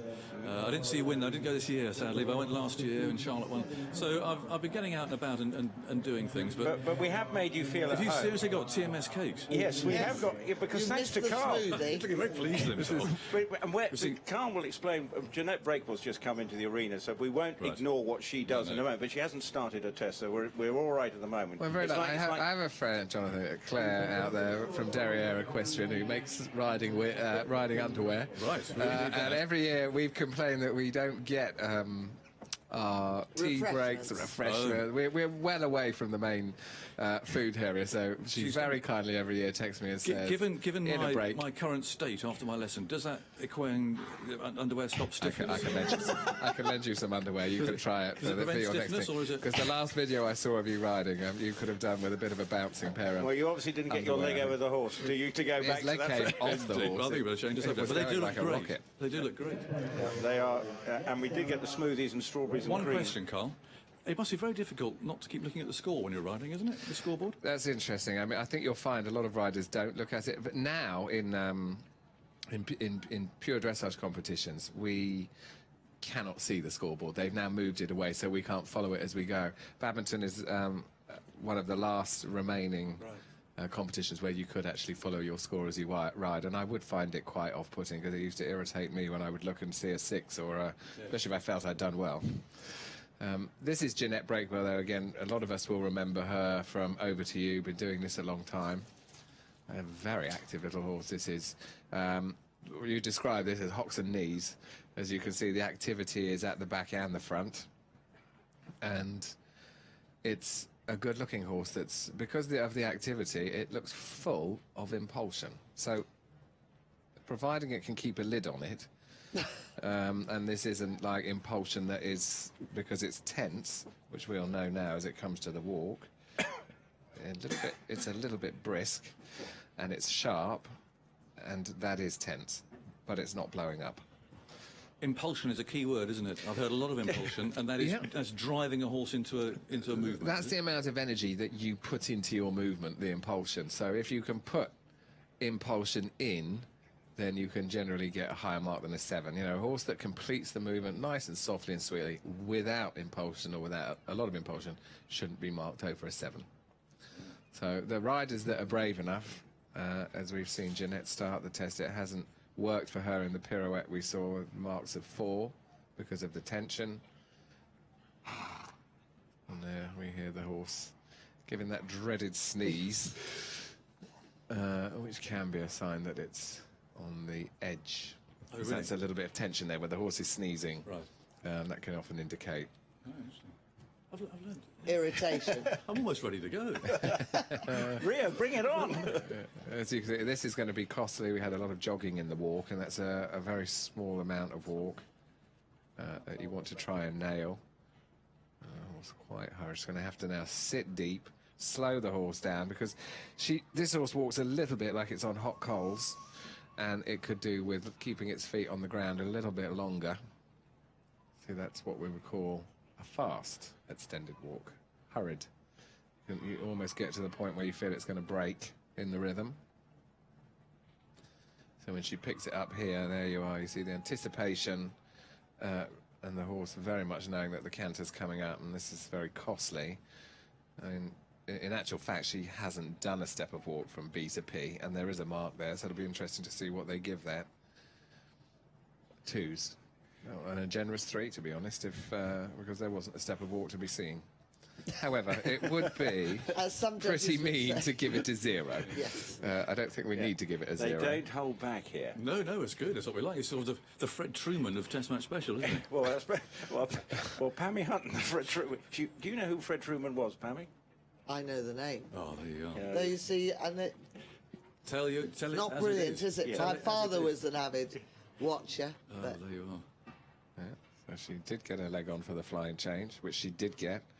A little bit of tension, but it's a pity because when this horse knuckles down, I like and this relaxes, horse. I really this like is the sort of horse that I enjoy watching. I mean, I'm sorry for Jeanette that it's bubbling over, but I enjoy the expression that the horse gives, and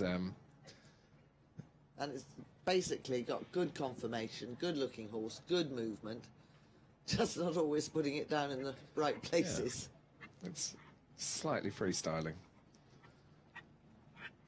I've asked lots of silly questions so far. Can I ask another one? Yes. You are a pure dressage maestro.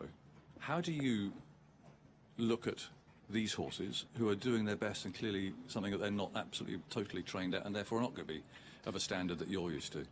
I think the answer there is, Jonathan, we shouldn't. I felt I said the wrong thing earlier. As I said pure dressage, because I mean dressage is dressage. So, you know, we do still expect that these horses perform with suppleness, impulsion. You know, they're obedient. I try not to look at it differently. You know, this is the level of test that they're doing is called advanced medium in the dressage world. This is a 4-star test. We call it an advanced medium test. And I would just look at it the same way as I'd look at a horse doing an advanced medium in the world of dressage and expect the same Almost standard. like giving a lesson sort of thing. Yeah, I would expect the same standard of it. Yeah. And there have been some scores of, you know, anything over 70% is a very respectable score. And we've had some scores, you know, in the mid-70s. You wouldn't get too many of those in the advanced medium dressage world. So, you know, the standard can be expected to be high because there are people that can do it like that. Okay. Poor Carl was expecting to get a real telling off from me because I always nearly hit him over the head when he says, you know, pure dressage, because I then snap all dressage should be pure. Yes, and yet that's why there is inevitably that sort of distinction, though, is there? Because I mean, this is more difficult for the riders, I feel, than perhaps, you know, a Grand Prix horse has had another 3 or 4 years of training on it. Yes. So it will be more obedient. It should be able to cope more with these sort of atmospheres. Whereas, of course, these horses are very fit as well. You know, they're ready to run, as we know tomorrow. And for them to get the relaxation and just the right amount of energy must be really difficult. It's about management from the riders and their horses. When you first started watching dressage, Jonathan, and the first time you went and saw whether it was seeing Vallegro, or what was the... Oh, no, my wife's was the first one. And see, Carl's met my wife. He didn't argue with my wife, do you? No. You don't. You do not argue with my wife. But she got to a stage where I was calling her test for, because she's at the level, I'm not quite what level it is, but where she's the last level where you can actually have someone call your test. And because she works, she was doing 2 at a time, and so she got me to call her test, which is actually quite a brave thing to do with my wife, let me tell you. Yeah. But however, I got the hang of it, and as long as you get your timing right, although we had a bad moment somewhere outside Northampton where I looked up and I saw the horse on its rear legs. I thought, I'm sure it doesn't say that on here. And she blamed some pigs that had gone past or something. So anyway, she went off in a bit of a rage, and the next woman on, she said, will you mind calling my test as well for me? I said, no, fine, absolutely. And of course, she won. Yeah.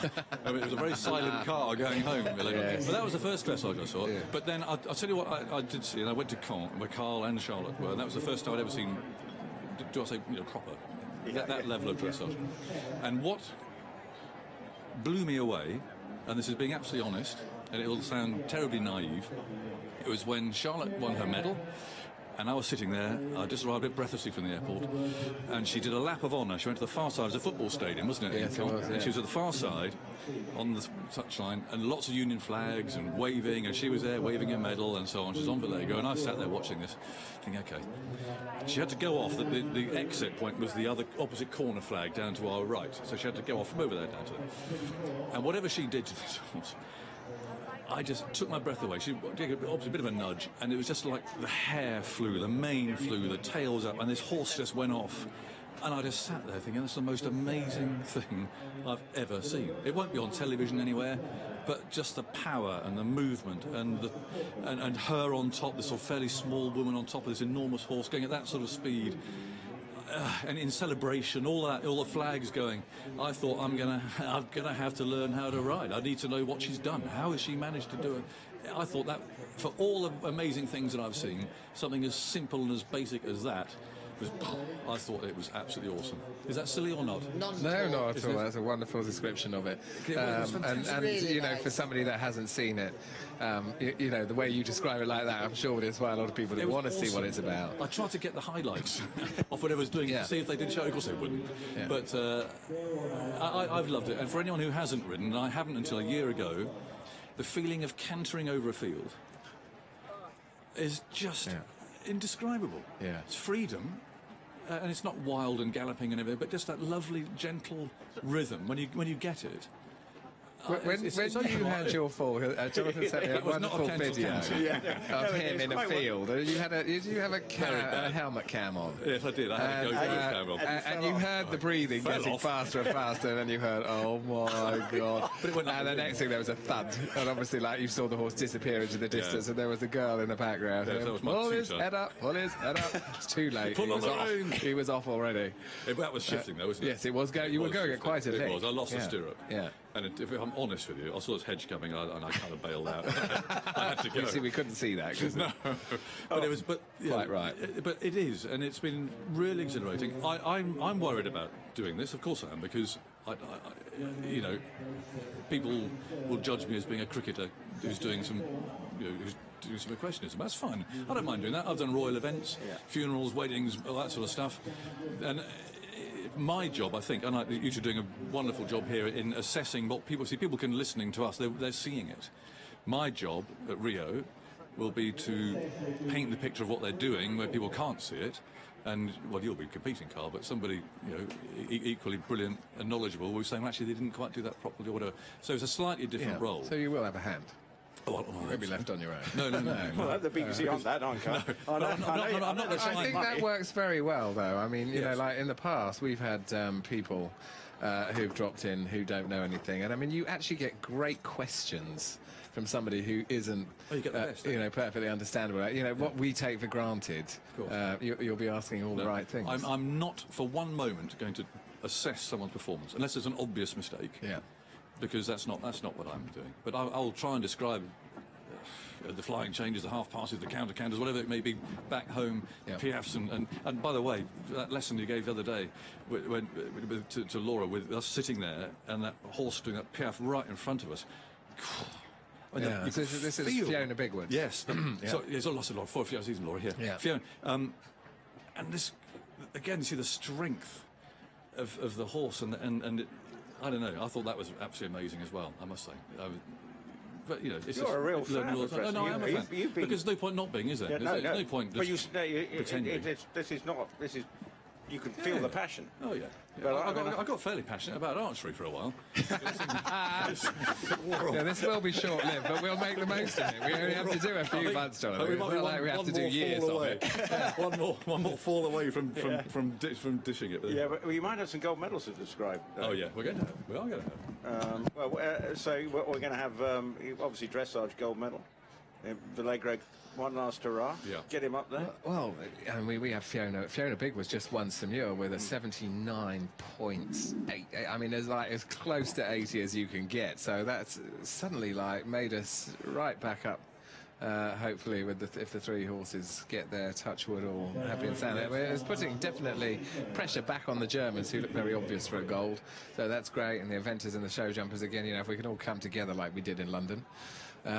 It's all about peaking, isn't it, and management. But how does a team thing work with sort of the individuals doing their own thing? I mean, are there team tactics involved in something like that? Well, there are, from the point of view of we get to choose who rides in what order.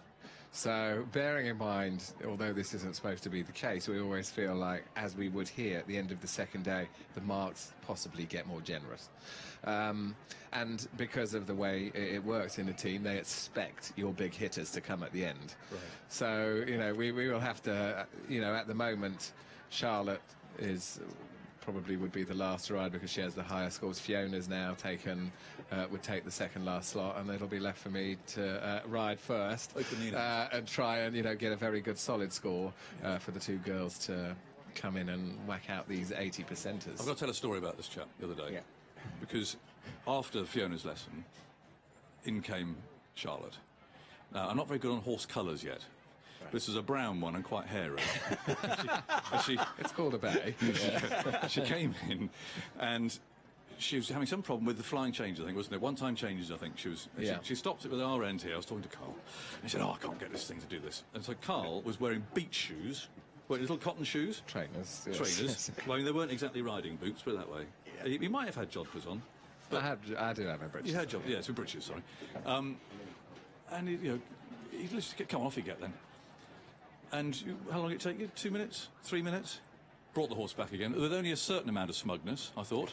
This is an element. Well, you know, it's the only time I actually get to control Charlotte nowadays.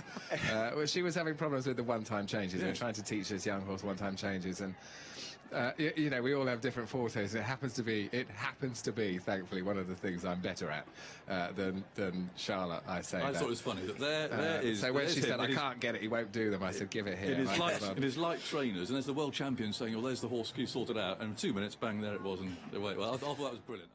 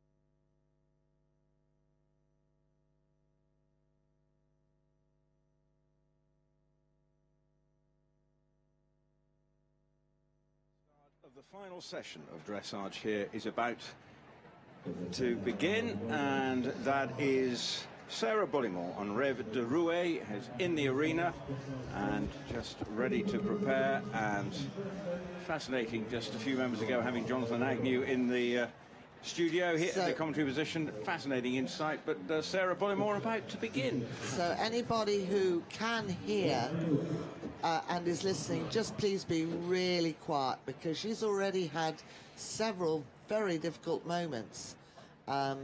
She's going to wait for as long as her bell will allow. How many seconds is it, Carl? 45 seconds. 45. So anybody who is still wandering around, please sit down. As I'm sure Sarah would say, please be quiet. Bless her, she's having a nightmare. As you can see, this is well, it's fairly obvious. The horse is very uptight and resistant. It cannot quite believe what it's seeing, I think. I think it actually thinks it's, oh my goodness heavens. Stop. No. Stop. A rather late transition. I don't know what they do about that. You'd probably be better to have an error of course, to be honest, wouldn't you? And what do you do? Well, I mean, they need to ring the bell, going basically. back to halt where she should have, at a trot. Ooh. And just hope that the horse stops thinking cross-country and settles down. I have to say, this is almost where we need Sam's stats. It's as if he came into this arena and just switched and locked on to the people, the white fences, and I think he genuinely thought he was about to go cross-country or show jumping. All thoughts of dressage left his head. Yeah. I think that's the most difficult moment I've seen here at Badminton for many a year. He's obviously capable. I was just very relieved he actually didn't jump out at sea, because then she would have been eliminated. Well, she did eye it up. Yeah, he did. But he's actually started to settle quite quickly. I hope he... I think that's what's the bad luck here. What question do you need answering? Well, I don't believe... I think this was something out of the ordinary, Sam. This horse came into this arena, completely blue. Scored 43 at Poe last year. Well, I'm fairly right. Yeah, no, I think you're right, Pammy. I've got a 2-year-old child, and sometimes they thoroughly embarrass you and you can't control them, and it was a little bit... I think this horse genuinely thought he was coming in to jump. He's so well capable. But it does show as well, as difficult as it is for Sarah at the moment, what we're dealing with in all equestrian sports, whether it's show jumping, eventing, dressage, and all the other ones, that we are training a wild animal to do some pretty amazing stuff. And at the odd time, they just revert back to nature a little bit and have their own ideas about life. They do. I think that was but very she's well doing said. A very good job to bring him back to some sort of obedience. The tension is... Oh, well done. Well done. So... I think we're all willing her to get to the end, really, now. That just... Well, it'll be probably one of those situations by the time he finishes, as we've said with the other one, he'll be ready to go by the end. I saw a woman at lunchtime. She just bought her lunch. I don't know what was in her hand, but it was something that looked really tasty. But unfortunately, she had the lead of her dog wrapped around the same wrist, and it took a notion to go in a different direction, and the food followed. Oh. Just thinking of animals going out of control. Yeah, I think this is a decent horse. I also think he's kind-natured. I think he just made an enormous mistake. Yeah. Locked on to a fence, thought he was about to jump. And his own way, he's not being mean about this. He trying his hardest to settle. Because once he gets his head up, then he's able to run with her. So it's important that she just tries to keep softening around her leg and get something towards some softness, because when they are strong, they keep pulling. In fact, it's getting better. It is. Thank goodness it's getting better. She's not going to be a complete disaster. I think she's ridden it really well. Yep. I really like the horse. He's a gorgeous horse. I mean, and he has had good scores at this level. It's now like he's like, I'm in the dressage ring, and now he's inside the boards. He's taking a breath. Kyle, it was that point you made earlier that the warm-up it's a very different zone and very different atmosphere to when you come in here. Yeah. It completely, as Pam said, completely blew his brain when he came in, and he literally ran round the outside with his head right up in the air. And then down the centre line, wondered whether he could jump the judges' box. I'm presuming he'll be bitted differently for the cross-country. Or hoping he'll be bitted differently. Did it differently. Yeah, did it differently. I just got such a shock when the horse galloped up the centre line. I thought, I've never seen a horse not stop before. And it's interesting what you say about once they get their head up, because there's always a debate. I'm actually not I don't use martingales that often, but the odd time, sort of about 1 in 20 horses, I will, because as you say, if they do, if their ears do end up going up your nose, then you're in a bit of trouble. What a shame. Look how capable he is. I know, He's just so skipped capable. through 2 lovely changes. And coming down the And last they have centre been line very in a kind. civilised fashion. The judges have been kind and given her many more points towards the end to try and help that overall score. Don't let him go. Oh, steady, steady. No. And keep him in the arena. No! Well done. What we're actually saying is Well, she has to leave the arena at A. Yes, at the end of this test sheet, it says... Do not clap for this horse, I would suggest. Yeah, so just stay quiet, everybody. It does say leave the arena at A. Yeah. Well, she's wait. out. And it does Wait. say Well, I free wouldn't walk even on a clap long there range. because there's a jump in front of her. Wait. Please wait. I still wouldn't clap too much, everybody. No, Sarah because Sarah mightn't just sort of say, well done. Oh, she is wanting you to clap now. Bless her, well done. Yeah, go on, little clap. Clap away quiet now. clap, quiet clap. Wow. So, now, I've got a question for you, Carl. Yeah. That's come in via the Twitter. Yep.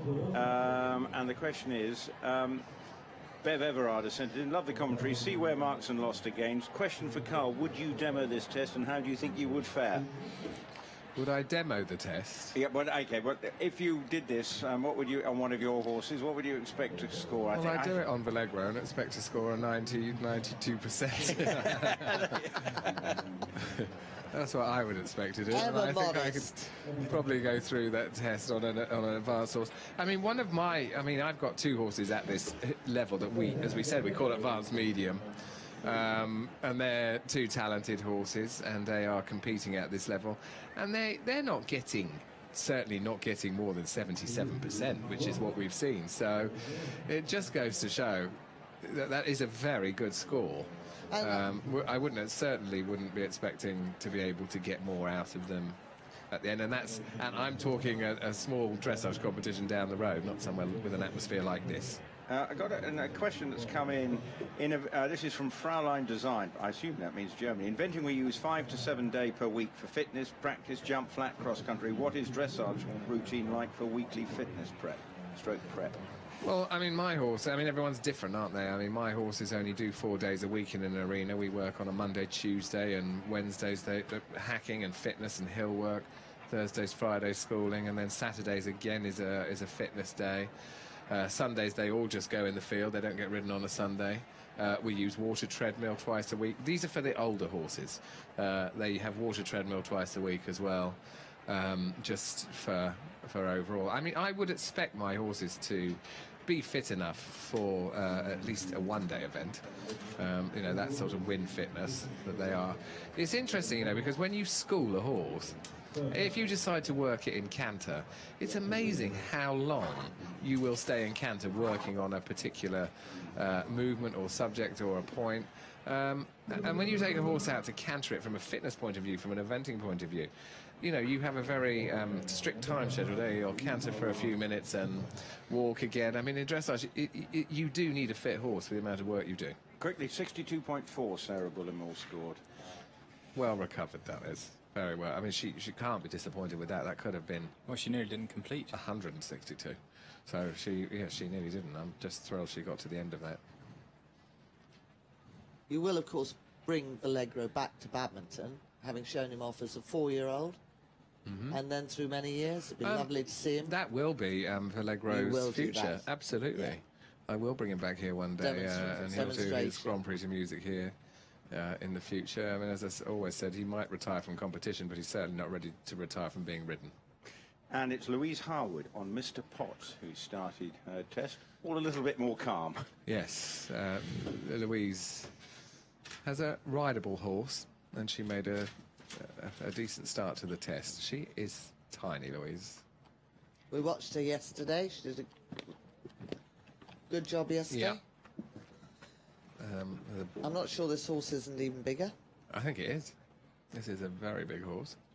Very tall.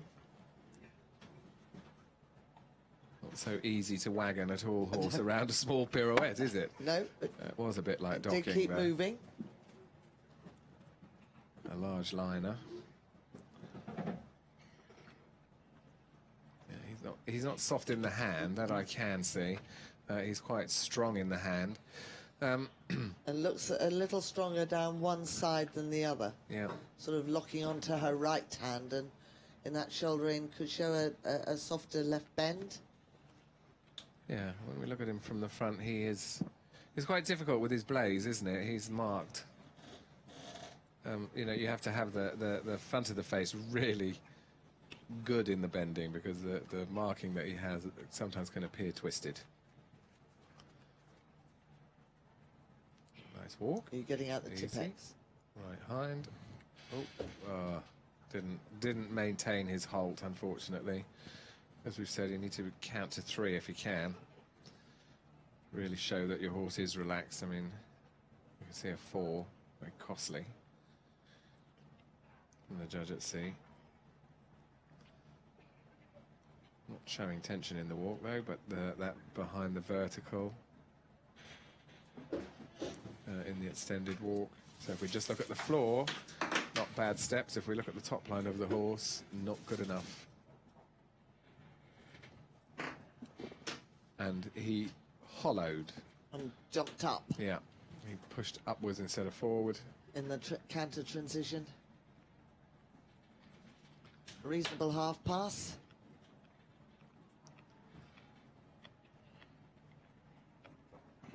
And turning right now for the Serpentine, where he maintains the bend over the right leg. Little bit of discussion that he should stay in canter. Well done. He does the turn 1, 2, 3. Of course, he's got a big stride. Correct flying change. He will, of course, be trained to where her leg aid is. Can you imagine somebody getting on with long legs? He'd get a totally different feel. So just because he's a big horse doesn't mean that he is a man's horse. It means that he has to be trained to her aids. And he is obedient with her. I mean, they look like they have an understanding.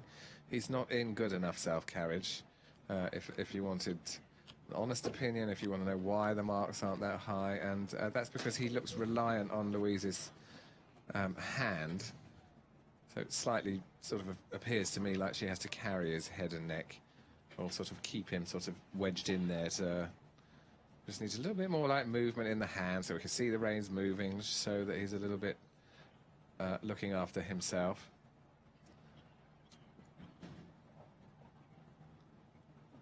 But when they have a big mover, always needs to be made a little bit smaller, and a small mover, of course, has to be trained to be able to move big. So you get that nice in the middle. Needs more. Oh, you could see this was going to happen because she strangled him all the way to it. So, and that one's on his own. That was a freestyle flying change there. So these last 2 changes, movements, not quite great. See, I still think he pulls more down the right, which is why that right-left change wasn't easy. Yeah. Oh. I'm quite relaxed in the move off. Well, she's finished, and hello, sorry, just microphone. What have we got turning up now? You've got some milkshakes from Shaken Udder Milkshakes in Essex. Right. How wonderful. I'm going to waddle out now, of here. Carl Hester here, unfortunately, is on a diet for the Olympics. Are they fairly calorie controlled? I'd stay away from the chocolate. Yes, it is semi-skimmed. There is a strawberry there, so that might be his best bet. And so which stand is it again? Shaken Udder Milkshakes, just by the big screen. Okay, well, thank you very much, Shaken Udder. We're here all week. Okay. Thank you very much. Well, I tell you what, eat your heart out, Jonathan Agnew and Test Match Special. We're absolutely. However, Rupert, yeah. Could we make this sort of plea on a Thursday morning at a little 9:40 a.m.? Right. Well, I'll tell you what. While we get into our Shaken Udders, let's go and join Daisy Barkley, who's with Sarah Bullimore. That probably wasn't quite what you had planned when you went into the arena. No, not at all. He's been working beautifully all week. He was fabulous outside.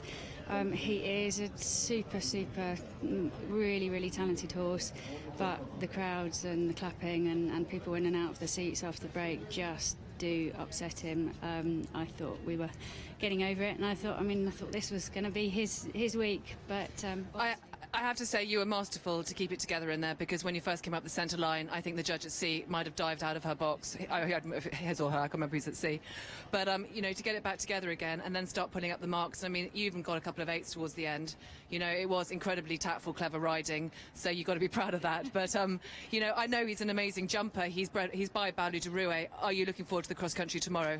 I am. He is a fabulous jumper, and actually he can be fabulous on the flat as well. But obviously, yeah, today it wasn't to be. But yes, if I was that judge at sea, if she knew him, she probably would have run for the hills. He is a stunning horse, and you know some of the movements were beautiful. But as I said, I mean, you were incredibly tactful and clever in there. And I wish you the best of luck tomorrow. And I'm so sorry it wasn't your day today, because I've seen him do lovely dressage in the past.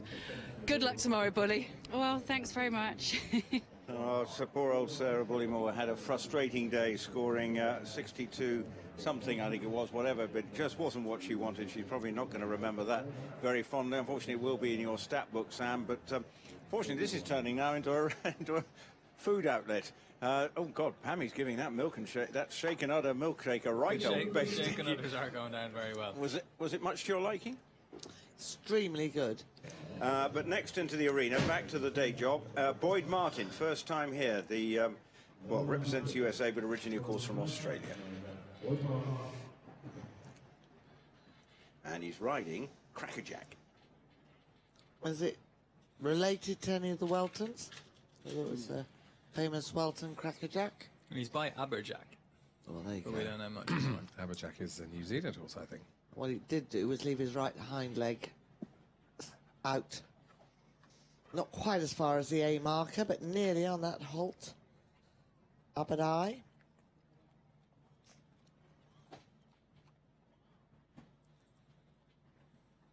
It's a little horse. He is a little horse. He's one of the top international riders for the US at the moment. I'm pretty sure he is based with Philip Dutton, and the two of them would have a lot of horses between them. I'll try and tell you how to. Well, he's done 29 internationals in the last 16-2. year. He looks smaller. Can't be. Well, Boyd's tall. Are you arguing with Hugh's programme, Pammy? No, wouldn't dare. Well, It was a good walk pirouette. Neat and tidy. Didn't appear to leave the track. getting good consistent marks around the 7 mark.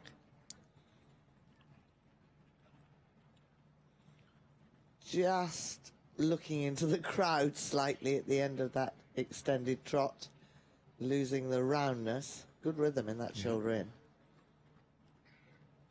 It's interesting, the horse doesn't have amazing figures in his dressage past, but he's not performing badly here. Most of his tests have been in the 50s, but he is edging down. Yep, this is a good walk as well. So the walk has a good beat in it. Doesn't look like it's going off rhythm. And a superb halt. Oh no, one hind leg out. Just correcting it. 4.5 steps. That wasn't clear Just a enough, was it? pity. Because the first 4 steps were really good steps.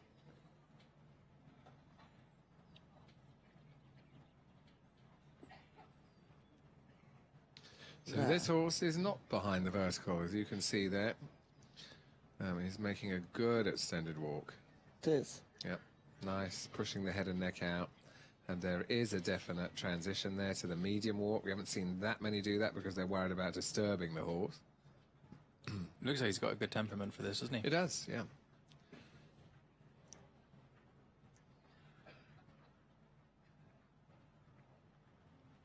I think that's very mean for an extended That walk. was. That should at least be a 7.5. You know, a horse that overtracks and is purposeful and puts the neck out. It was one of the better walks we've seen for quite some hours. The canter itself is a little bit flat. And croup high in the flying change. Yeah, the horse overreacted to the rider's leg there, so understandably he felt the horse getting croup high, so he took the change early, so he avoided having more of an explosion there. Not supple in that half pass, it wasn't around the leg enough. Quite some difference in the counter-cantering marks, a 4 and a 7.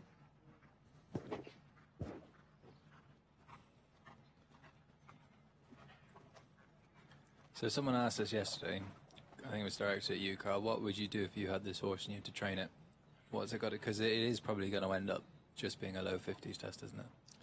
This horse, again, I would, you know, all of my general work to improve horses, because most of the improvement we've seen, he's very jolly on the rider's legs, isn't he? Yes. He's like, whoop, fly and change. Most of the horses need to just learn to collect to be able to be ridden more forward uphill, because a lot of the horses go forward downhill. So it would just be a general observation that the horses that we see need to sit on their hind legs and go uphill. So I would teach the canters. Oh, might need a pair of derriere's underwear to sit on those flying changes. I think they'd be the most comfortable feeling in the world. He pushes him right up off the saddle. He does. He says, "Get off me, Dad." Goes for a spring. It's a very jolly little horse. Of course, the flying changes are not going to get those high points because the horse is croup high. They're not smooth. The ideal flying change is going into it in one canter and coming out in the same canter that you went in. So, completing Boyd Martin, let's now hear again from Louise Harwood, who was riding Mr. Potts a few moments ago, ended up with a score of 52.9 with Daisy Barclay. I'm now joined by Louise Harwood, who's just completed her test on Mr. Potts. Your second ride here. Are you happy with your performance? Oh, in the majority, yes. I didn't expect great things from Mr. Potts. He always has the propensity to kind of put the brakes on in there, and unfortunately he did that at the end as the one change and completely fluffed it up. But some of it was good. The trot works much better than it used to be, so I'm pleased with that. Some of it looked really nice, and I mean, you must have a special attachment to this horse. Actually, all your horses, because you've got so many homebreds you've actually had at Badminton. You're a bit of a Barney, you're partly pickled, and obviously Mr. Potts. So it must be so wonderful to breed these horses and then bring them to the most famous three-day event in the world. Yes, and he sort of isn't exactly the right shape and designed to be a top 4-star event horse, so I kind of do what I can with him, and I'm just so glad. I'm happy to be here, and just really quite proud of him, really. We're all very happy to have you here, Louise. I mean, you've had a tough old winter. You had a horrible fall, and I think, was it your pelvis you broke? Yeah, I broke my pelvis in 2 places at the beginning of December, so I never thought I was going to make it to Badminton. So lots and lots of hard work on the fitness and rehab and dieting and everything, and I've got back here. So hoping I'm fit enough tomorrow.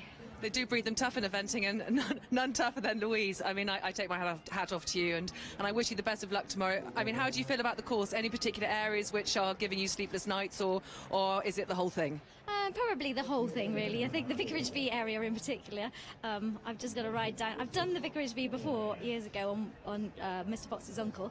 And actually, when I did it, you sort of rather felt that you just stepped over it. It wasn't actually as bad as it really looked. So I'm trying to convince myself that I'm going to get that feel again. And you'll have exactly the same spot, and it will feel amazing. Yeah. Good luck, Louise. Thank you.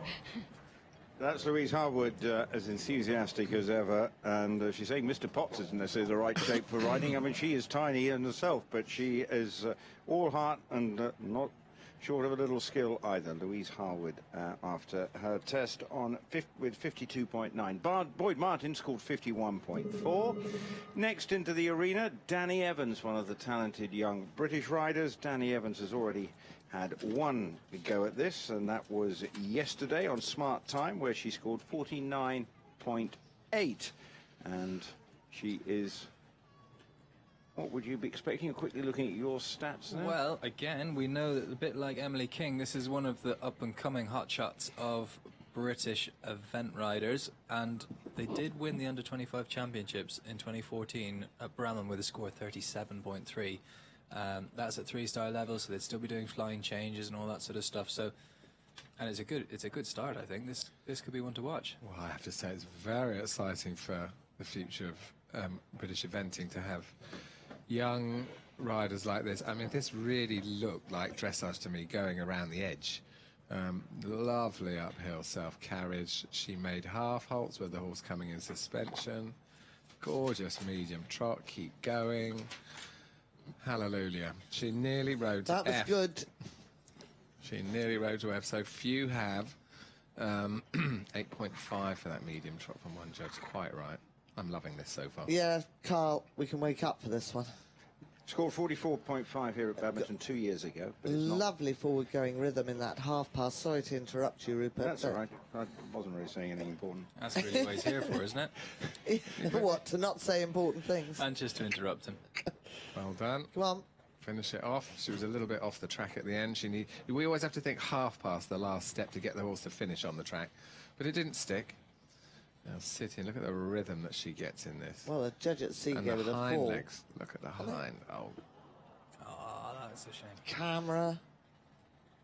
And the judge at sea gave the pirouette a 4. Oh, a bit manky.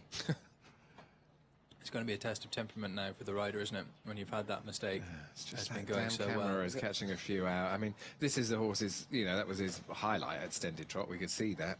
And that really got taken away from him. But, however, it was a good recovery to come back. The horse is swinging again and relax. Can't be helped. Good walk now. And, these young riders coming through, they have got to be good at the dressage. So it's great for me to see this in with Emily and to settle straight back down so calmly. 2, 3, 4. Very definite. Only 4.5, unfortunately. The 4 first steps were good. And the last step wasn't the same size. That's detail that you need to think about. When I make lots of money, I'm going to start indoor eventing a bit more. There's already some of it, but you would like to see horses that are qualified for this level be doing this type of test in a bit more of an atmosphere. I mean, we have a long off-season. Burley is September. We're now in May, and there's a huge long gap in between where you'd like to see, it's just a shame that horse has looked at a camera, and we've seen Sarah's horse with the atmosphere and things like that. I'd like to see event horses get a chance to deal with atmosphere a bit more regularly. Yeah. Unfortunately, the marks in the extended walk. He didn't really take his let nose go, forward, did he? No, and really take her forward in that. The canter looking back to how he looked when he came in. See how proficient she is with the flying changes, because the canter's good enough. He just needs to not make a mistake. So these are going to be very important, these marks, and he did make a mistake. He was late in front. So as we've said before, it's more easy to correct that, but however, it can't be fixed now. He just put his neck down, so he didn't lift his shoulder up, unfortunately. The judge at B luckily missed it, though. The judge at C didn't.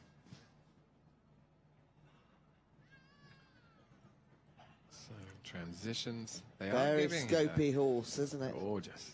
Really nice ground cover. So might we like to ride this one? This is definitely one to ride as well, yep.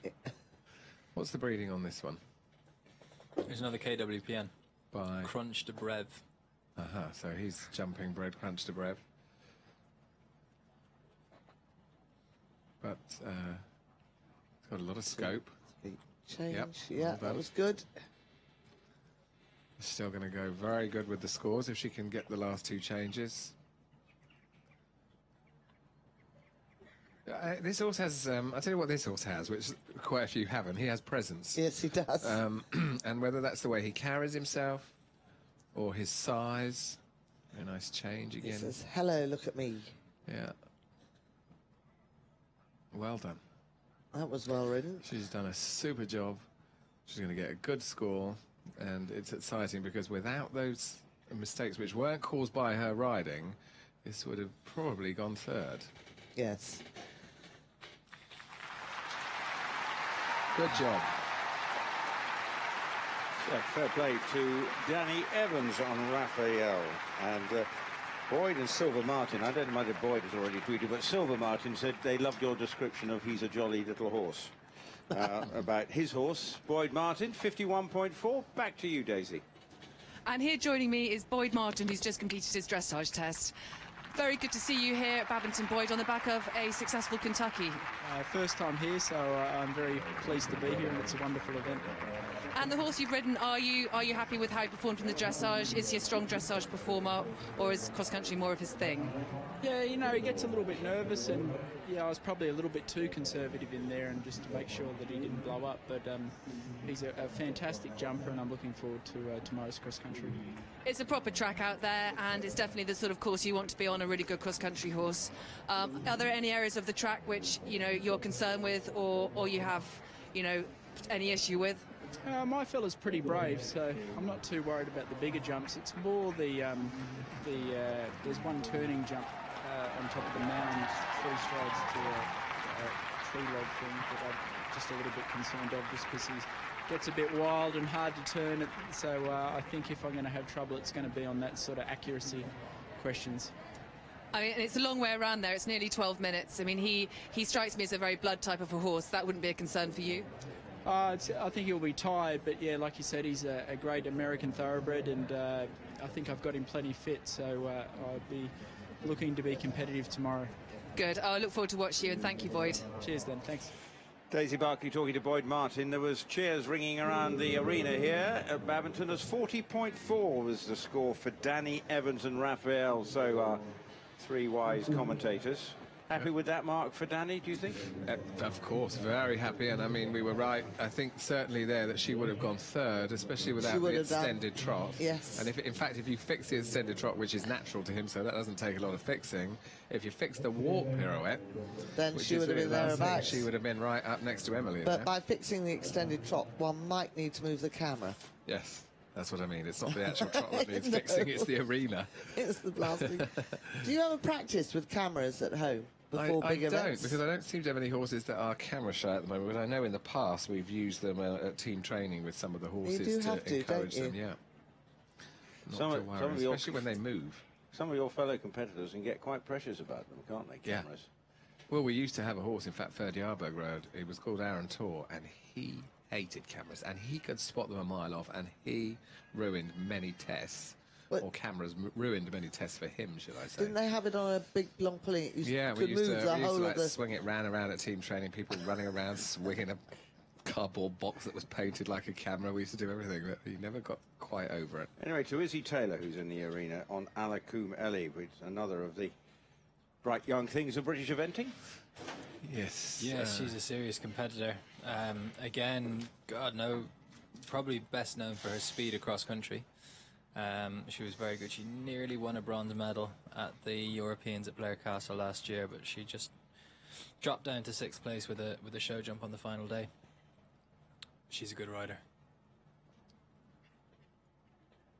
Yeah, I'm not familiar with this horse, but it's a strong, active horse.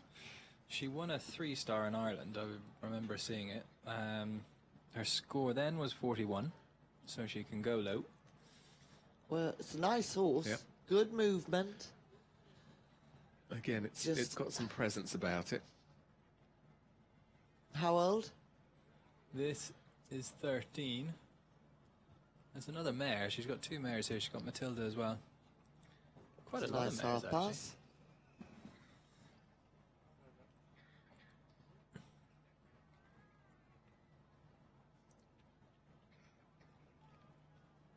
She's leaving you speechless. Yeah, well, no, we haven't nodded off. She's doing a nice. It's because she's making everything look very easy, and also, you know, being British, you still long for the competitor that's going to nail those 8s and land at the top of the leaderboard. And then, as a commentator or somebody who's supposed to know something about dressage, you ask why is the 8's not happening. Having just said that, at last the judge at sea has given her 1 for her halt and rein back. But to be at the top of the leaderboard, it's got to really not move off the 7s with a few 8s thrown in, hasn't it, Carl? Yeah, that's what we need. For every 6.5 they're getting, they need an 8 to get into the 30s. And that would be high 30s. The low 30s, you need 8s and 9s all the way through. We just got a jog there before the transition to canter. I'm going to give you the next few scores in our best ever scores at badminton. We've got Rodolphe Scherer, who's actually here this week, but 16 years ago he managed a 34.2, so he'd have been scoring 8s and 9s. And then a Canadian called Stuart Black also scored. Stuart's test.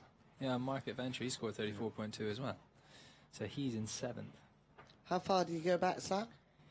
These are to sort of 1996, and then the scoring must have changed. I need to talk to someone who was sort of scoring around then, but you know, I think the scoring systems probably change. It has.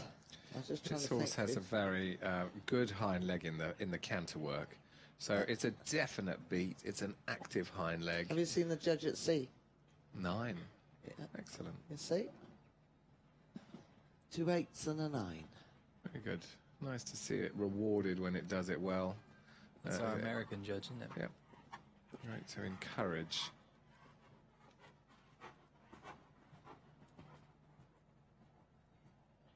I think we're quiet because we're enjoying it, Rupert. Okay. Yeah, I'm not going to say anything. No.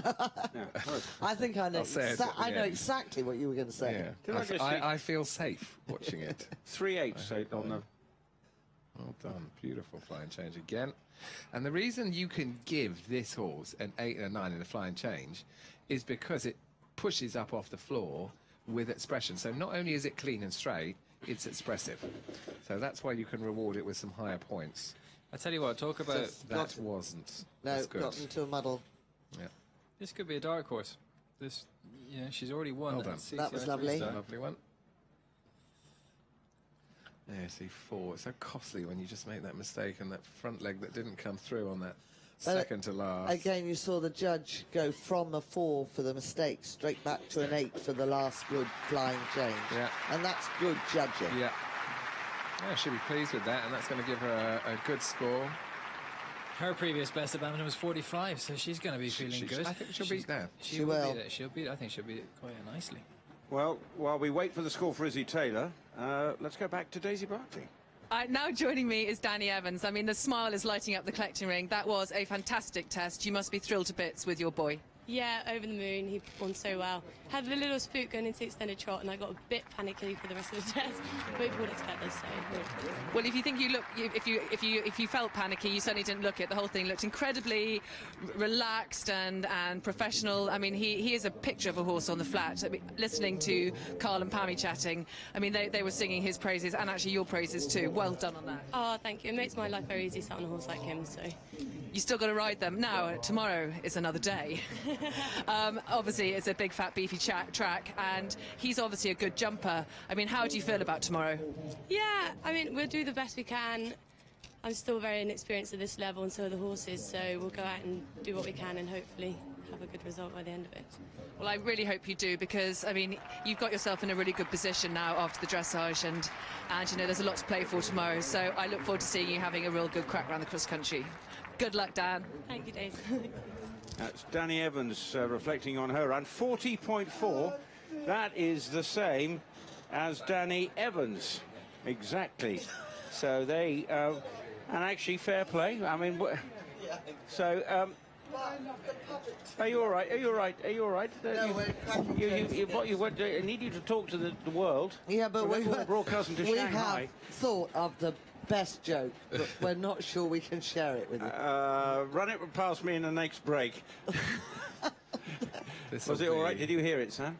Yeah, I think when Pammy thinks something is a bit risque, then you just take her microphone off her. No, you just say no. I came up with it, she agreed, and you heard it and thought it was good too. I can't believe that Pammy is filtered. I've never known her to filter before. There isn't a natural filter there, just all...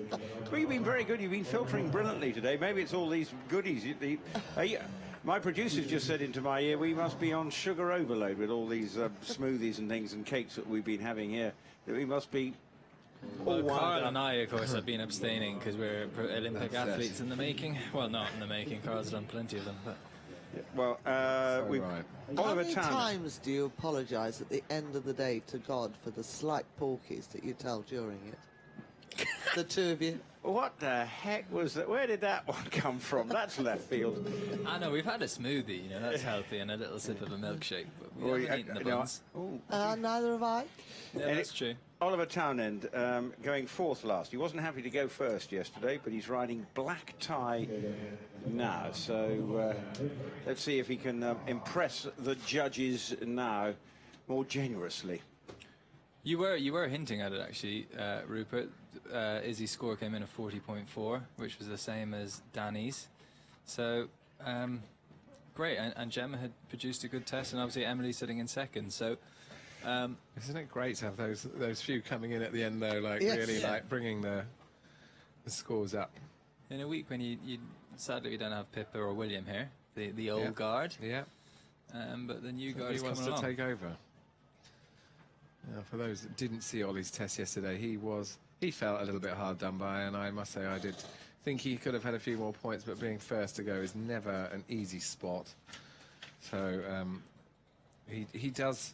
I feel like ride most of the marks out the horses he can get, and he certainly did yesterday. Polished. Well, we both thought that he could have had a few more. Yeah. Listening to him on the way home, so did he, clearly. Yeah. It's much better when we say it rather than a competitor say it, I think, though. He said it all the way through Tetbury. I always give someone else the dirty work if I feel that about my test. I never say it myself. Everyone's different. This horse is capable of producing a big score because he did a month ago at Belton. He scored 39, so although they didn't like the walk pirouette hugely. No, but he doesn't have. Again, where he's slightly lacking is the a carriage in the front. So again, if you just think of like Danny's horse, it was so uphill, and whereas this one again, I know he's a different type. The muscle structure is not the same. He doesn't have that big front. He doesn't have a big. He doesn't have much muscle in front of the wither, does he? So you've sort of got the wither and a bit of a dip, and then the neck. Yeah. But he still is moving regularly and evenly, and he's getting 7.5. So he is like over a 70% score at the moment for his trot work. So a good place to be sitting in. And if you can be as good as that in a halt. An immaculate halt. And we didn't feel the horse would move, as you could see. He's not soft in the neck, reining back. He did get the 5 steps. But I imagine the way he's walking, 9. Quite right, really. I mean, he really did stand very square and very still. Now, if Ollie can just move the neck more forward, because, again, there is relaxation there, but we don't have an over-track. Or we're just getting one now. It's not got the hugest walk, as he's getting past the centre line, he's starting to let go. It's such a short space to get a horse to do that. And a transition. He's shortened up his rein. Made that very clear. Definite rhythm. Well, quite good though. He shortened the reins, we didn't shorten the walk. Exactly, yes. And that was exactly the right thing to do as a rider. If your horse doesn't have a big walk, just change the outline. Yeah. Don't change the stride. So that's a good point to make there. Neat and tidy, half pass. This is sort of sitting very consistently. Mm-hmm. And with the odd 8 thrown in, so this is going up towards the top of the leaderboard. That's not Canter, quite an 8 there. A little bit flat becoming there. a bit flatter. But a very good flying change. Could be more forward.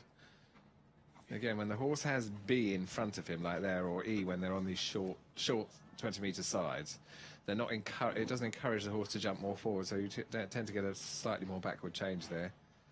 Those little short diagonals give the horse more room and encourage him to go more forward. Yeah, the canter's almost 4 times. Yeah. Not when he's forward like that. And it's That's a very lovely. good 3-meter and a very bravely ridden. He paid the price. So what happened there was the horse stiffened his back because he was a bit quick to bring him back. The horse stiffened his back and did one flying change to the outside and then back again. That's a shame. You should have just maybe let the horse come back a little more easily. It's probably the first mistake that Oliver's made. Yeah. Slight discussion I felt into that flying change between the two of them. Still, he's going on a good score. Yeah. If he can get his last 2 changes, here's another one right up in the hunt. Yep. Easy, bounced off the floor. The horse got warning. Again, watch Oliver's right leg move forward, let him through. Yeah, Oh, it really does move forward. Yeah. It gave the shoulder a little tickle. Are you connected to him at the moment? Is he listening to you? No, but actually a few other riders could just do with remembering that. It was like he was he was demonstrating for me. He was showing us what we meant. Well done. He knows he's done a good score. But he's got everything out What of it, he which means what you is, said, give me a low mark at your peril when he waves his hat around like that. And I will talk about it all the way back till Pammy gets back to Tetbury. But you see, for me, yesterday's horse is his better horse in this phase. I agree. You know, this one was neat and tidy towards the end of a Friday. Well, I mean, the difference in the marks is going to be huge. And There's going to be at least 4 marks different. Well, he's very happy, it appears, Oliver Townend. I'm sure Izzy Taylor is. And let's go and rejoin Daisy Barkley. Right, now joining me, Izzy Taylor, just done a lovely test for a 40.4, I think. Same score as Danny. You must be really pleased with that. Yeah, I'm delighted with her. It was a big question mark how she'd cope on a Friday afternoon here, and she was brilliant. I was really pleased with her. Oh, well, I'm thrilled for you because, I mean, she's obviously also a very good cross-country horse. So, you know, tomorrow, hopefully, could be a really exciting day for you. Yeah, hopefully. Again, 12 minutes or 11.58 is a big question mark for her. We've done 3-star level. It's a big step up. Hopefully she should be fine, but you never quite know till you've done it. There are riders in the game who, you know, always has a fit horse, and you would be one of them. So I don't want to jinx you, but, you know, I think I have faith in your horse staying 12 minutes tomorrow. So that is really, that should be amazing. But any areas on the course which you have any concerns over, or are you, you know, pretty sorted what you're going to do? I don't think there's a bogey fence for me as such. There's just a lot of places where you could have a annoying 20, or you could have a little scare and then pay for it later on in the course. It's very busy, that area by the Colt Ponds, the Vicarage V, the New Water, all of that until you come out over those 2 hedges. I think you can have a little breathe then, and then hopefully they'll still have enough energy to jump those gates and get you home. Yeah, I mean, it is a long way around there, but I mean, the fence which struck me is obviously the Vicarage V is fairly monstrous, but the corner coming out of the New Water, I mean, that is... I walked in with Beanie Sturgis yesterday, and she said it's barely a corner, it's more like a straight line. What do you think? Yeah, it's a clever fence. As you approach it, it looks all right, and you get closer and it gets more and more unattractive. So hopefully look at it a long way out, see a good one, and you'll be all right. That's the way to think. It's a bit like the Vicarage V. Hope you see a good one from about 10 strides and kick like hell. Oh, I'm really looking forward to seeing you ride tomorrow, Izzy, and best of luck with both your horses, and well done again today. Thanks, thank you. Izzy Taylor talking there after her test. Oliver Townend's score, I just didn't see it, but into the arena is Jodie Amos on board Wisecrack, the third last rider. Jodie Amos, as I say, coming into the arena. And talk amongst yourself. Have you told another joke? Is now? Just I'd be careful, Rupert, or they'll be very honest with you in a minute. I'm really sorry. 3 more riders to go. Just keep it together, Pammy. We're nearly there. Well, Carl has the answer as to why we might not. What? Keep it together. Okay. Or we might down tools. Okay. Oh dear. That horse didn't bring the left hind up there. See, just always, when you ride a transition to halt from canter, you need to always think about canter, walk, halt. That will bring the hind legs forward underneath the horse, rather than the rider that gets very direct, which would be perfect if you had a collected canter, which no one seems to have, I might add, because if they had a collected canter, they might be able to be a bit more direct. But if the canter is slightly forward or big, then you need to use your walk step so the hind legs don't stay back. That'll bring them, as I said, it'll bring them forward. Very attractive horse. fair medium trot, and now the half pass. This is Going good forward bending. well, yes. That's good bending. Nice, the front of the face turning to look there. That was a forward transition to walk. The horse didn't block in its back. She kept rode it moving tactfully. and forward. She needs to keep tapping with her right leg. Well ridden. Better walk pirouette. Yep. Positive riding here. That's nice. Yeah, there's a nice bit of scope in there. And he again just peeking at the camera, but she was very quick, wasn't she? And yet she gentle. was. She just let him relax a little bit towards the end, didn't push him more forward as he looked.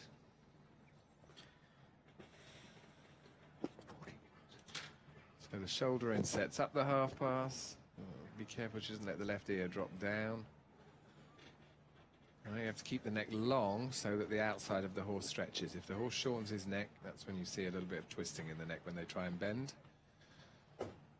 Good rhythm here, very relaxed. So funny how some horses just take to this so easily. I mean, he looks like he could be big schooled at home. Yes, very relaxed, a little too relaxed. This he didn't halt step is up, not quite and that wasn't well. diagonal. Did you see that? The first step. So he dragged his front leg back without the hind leg, and then became diagonal on the second step. So sloppy rein back that would be. Again, here you'd like to see the horse take the rein forward with the nose in front of the vertical line. Yep, he's not using his neck, this horse, in the walk. He's not too bad in the trot, but he's just stuck there. He's not sort of taking her hand and pulling it forward and getting positive steps. It's a bit cautious. She's keeping it together for this, and now she needs to engage. Well done. And now she needs to get that inside leg of hers working, because I can see the canter's looking a bit laboured. Needs to tap in with her inside leg a bit. Come on, get the jump. Yeah, he finds it really difficult to sort of come up and off his forehand in canter. Laboured is the right word. It just sort of drops, doesn't it? Yep. It's a nice picture, though. She's sitting in a good balance here, too.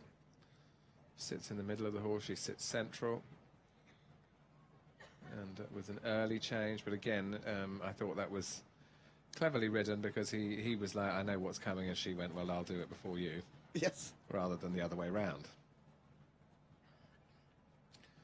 Yeah, the half passes help this horse, because he has to engage more when he goes sideways, so you can see how it improves his canter when he's going sideways. And the longer he stays in canter, too, perhaps, do you think?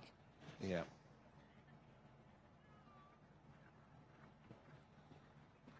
Bold medium canter. And a smooth transition. Coming to the serpentine now. Yeah, see, now he's done a medium canter. It's a He's better sort of rhythm. got going. Yeah, he's jumping more now. Jump, quicker, good. Well, who was that? I thought the horse got there first. It was a correct flying change, but appeared the horse just anticipated a little.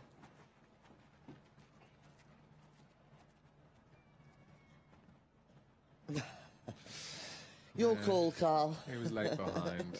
That was a shame there. I mean, he didn't costly. wait. No, that's better. He just looks a little bit green in the changes. He's a bit keen, and he looks like he's learnt the test quite well. Yes. I think that his.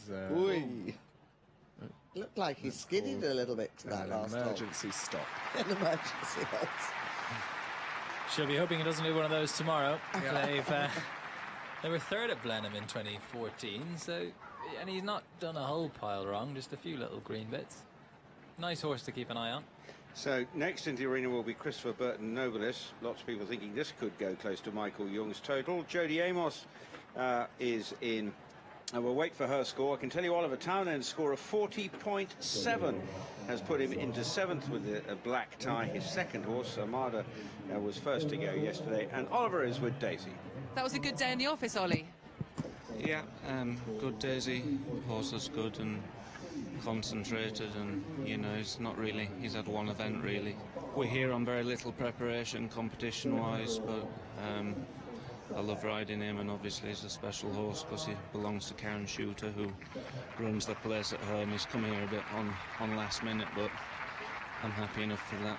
I'm sure you've done all your preparation at home, Ollie, and you know, it's obviously a big track out there, but this horse has done a bit with you in the past. I mean, how do you feel about the cross country? Any areas which concern you, or, you know, are you happy with the way things look? Obviously Armada's Armada. First time out, if I do my job and he does his job, we know he's capable.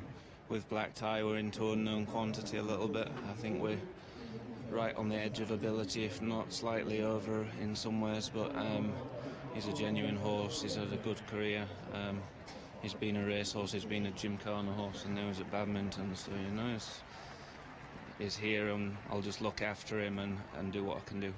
I mean, the horses are like chalk and cheese and stamp. Armada, Mr. Scopey, takes strides out kind of a horse, and this is a smaller, you know, more finer type of horse, but you must have to sort of put on your different riding hats for the two of them.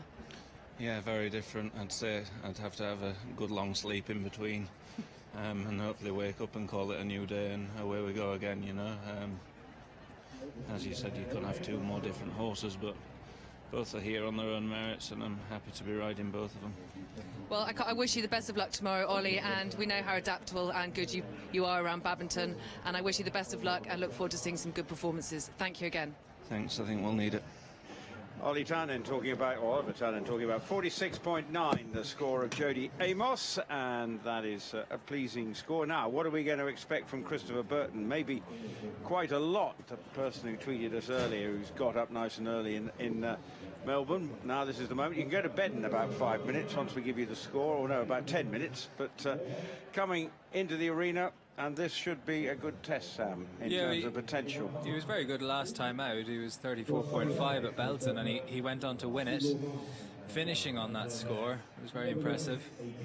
And so he's coming into the competition. He was one of the few people we thought could catch Michael, so we'll have to see what he can do.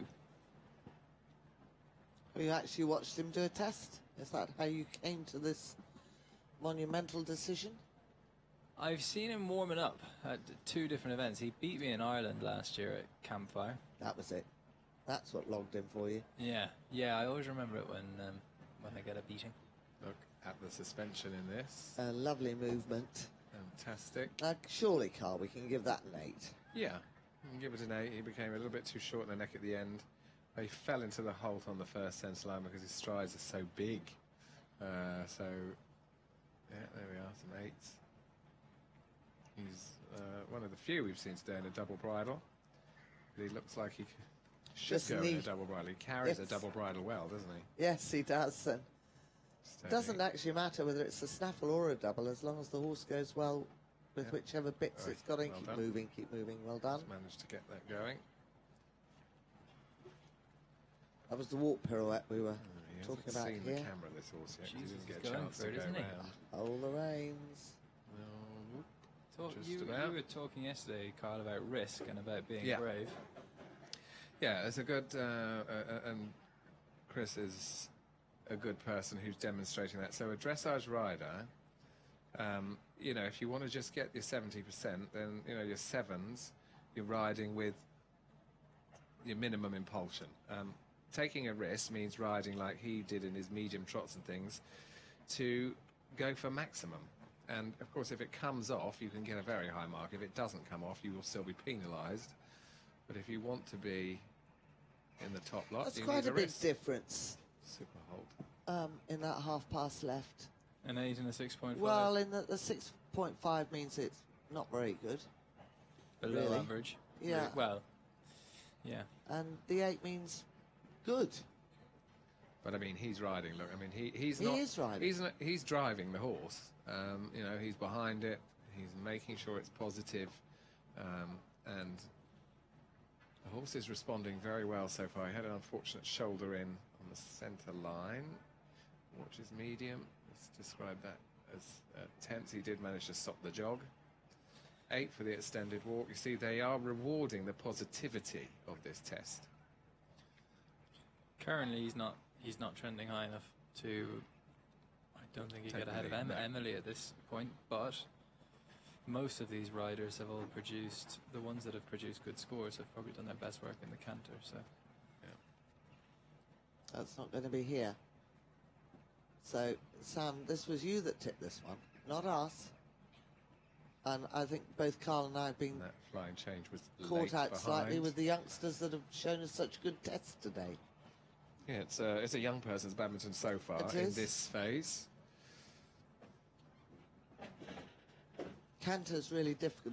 This horse's canter is difficult to keep in a clear 3-time beat. Yeah, I'm never sure when you look at the scores there, like we see the 4-7-4, whether the computer's got it right, because what happened last year with Chilly Morning?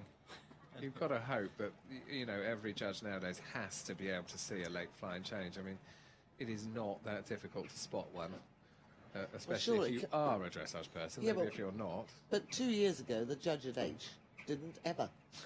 That's true, but I don't think the judge at H will be judging Ever too often again. again. Oh, God. 2, Don't well name and done, shame. super change. Well, you see, Carl remembered the judge at H. Well, because I spent my whole time literally throwing things from this window at the hut, like, wake up! Right, let's see. 1, 2. Very nice. It's expressive. Good. Very nice. Yeah, that was good. Lovely. And the horse has got a, again, presence about him in this phase. Stand. Well done. It's not quite square in the final halt.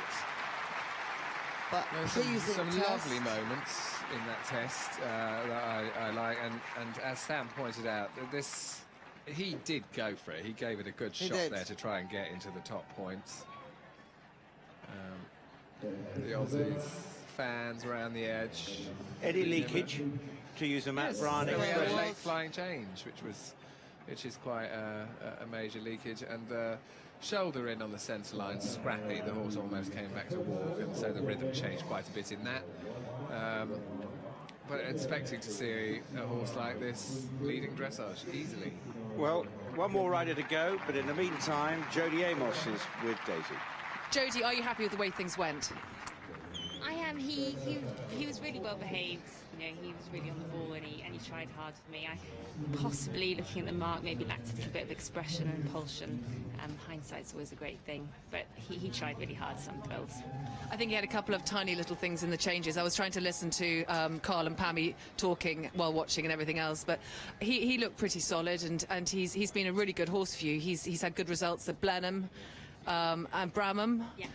So, you know, he's had great form. So how do you feel about tomorrow and the great big cross-country course?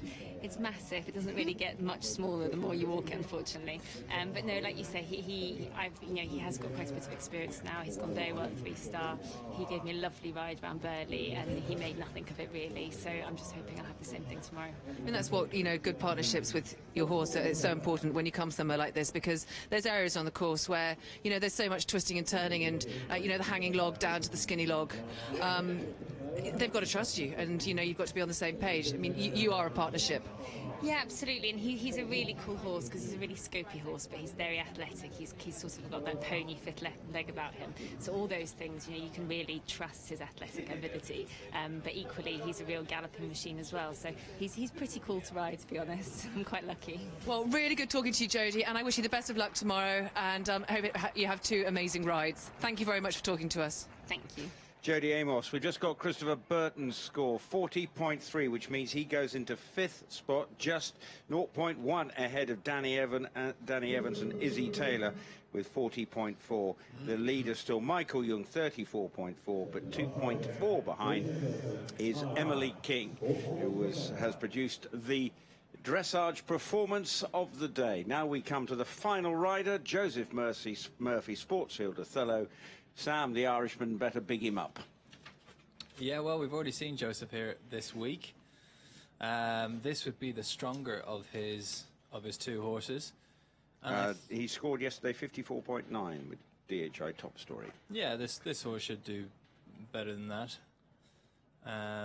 He's definitely got him into the 40s before, and he's definitely scored in the 40s before at 4-star level with his other horse, Electric Cruise. So we'll see what he can do. Yeah, we would describe the medium trot as running. So in other words, he came out of his working rhythm. And quickened Yeah, the speed. he quickened. The front legs got quicker. We didn't have that moment again of suspension that was missing. Regularly quick, I might add. It wasn't irregular. Good mark for the shoulder in. Take his hands to the left, and so the horse stuck behind there. The horse almost sat back rather than move forward, so he pivoted on his on one of the steps. He didn't lift the hind leg off the floor. Costly, as you can see with the marks for the pirouette. And Again, spooking at the camera a little bit, and medium and extended trots wouldn't be the highlights of this horse. A bit tight in the shoulder. Nice shoulder in. And good bend and flexion in the half pass. A little bit of swing. Yeah.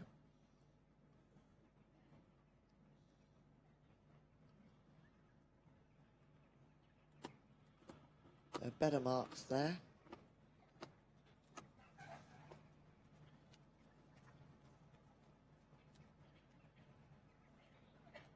Coming now to the halt, taking a bit of time, left a hind leg out. That is expensive. That was rider error. Yeah, that's quite a long way back. You should be able to feel that. Yeah.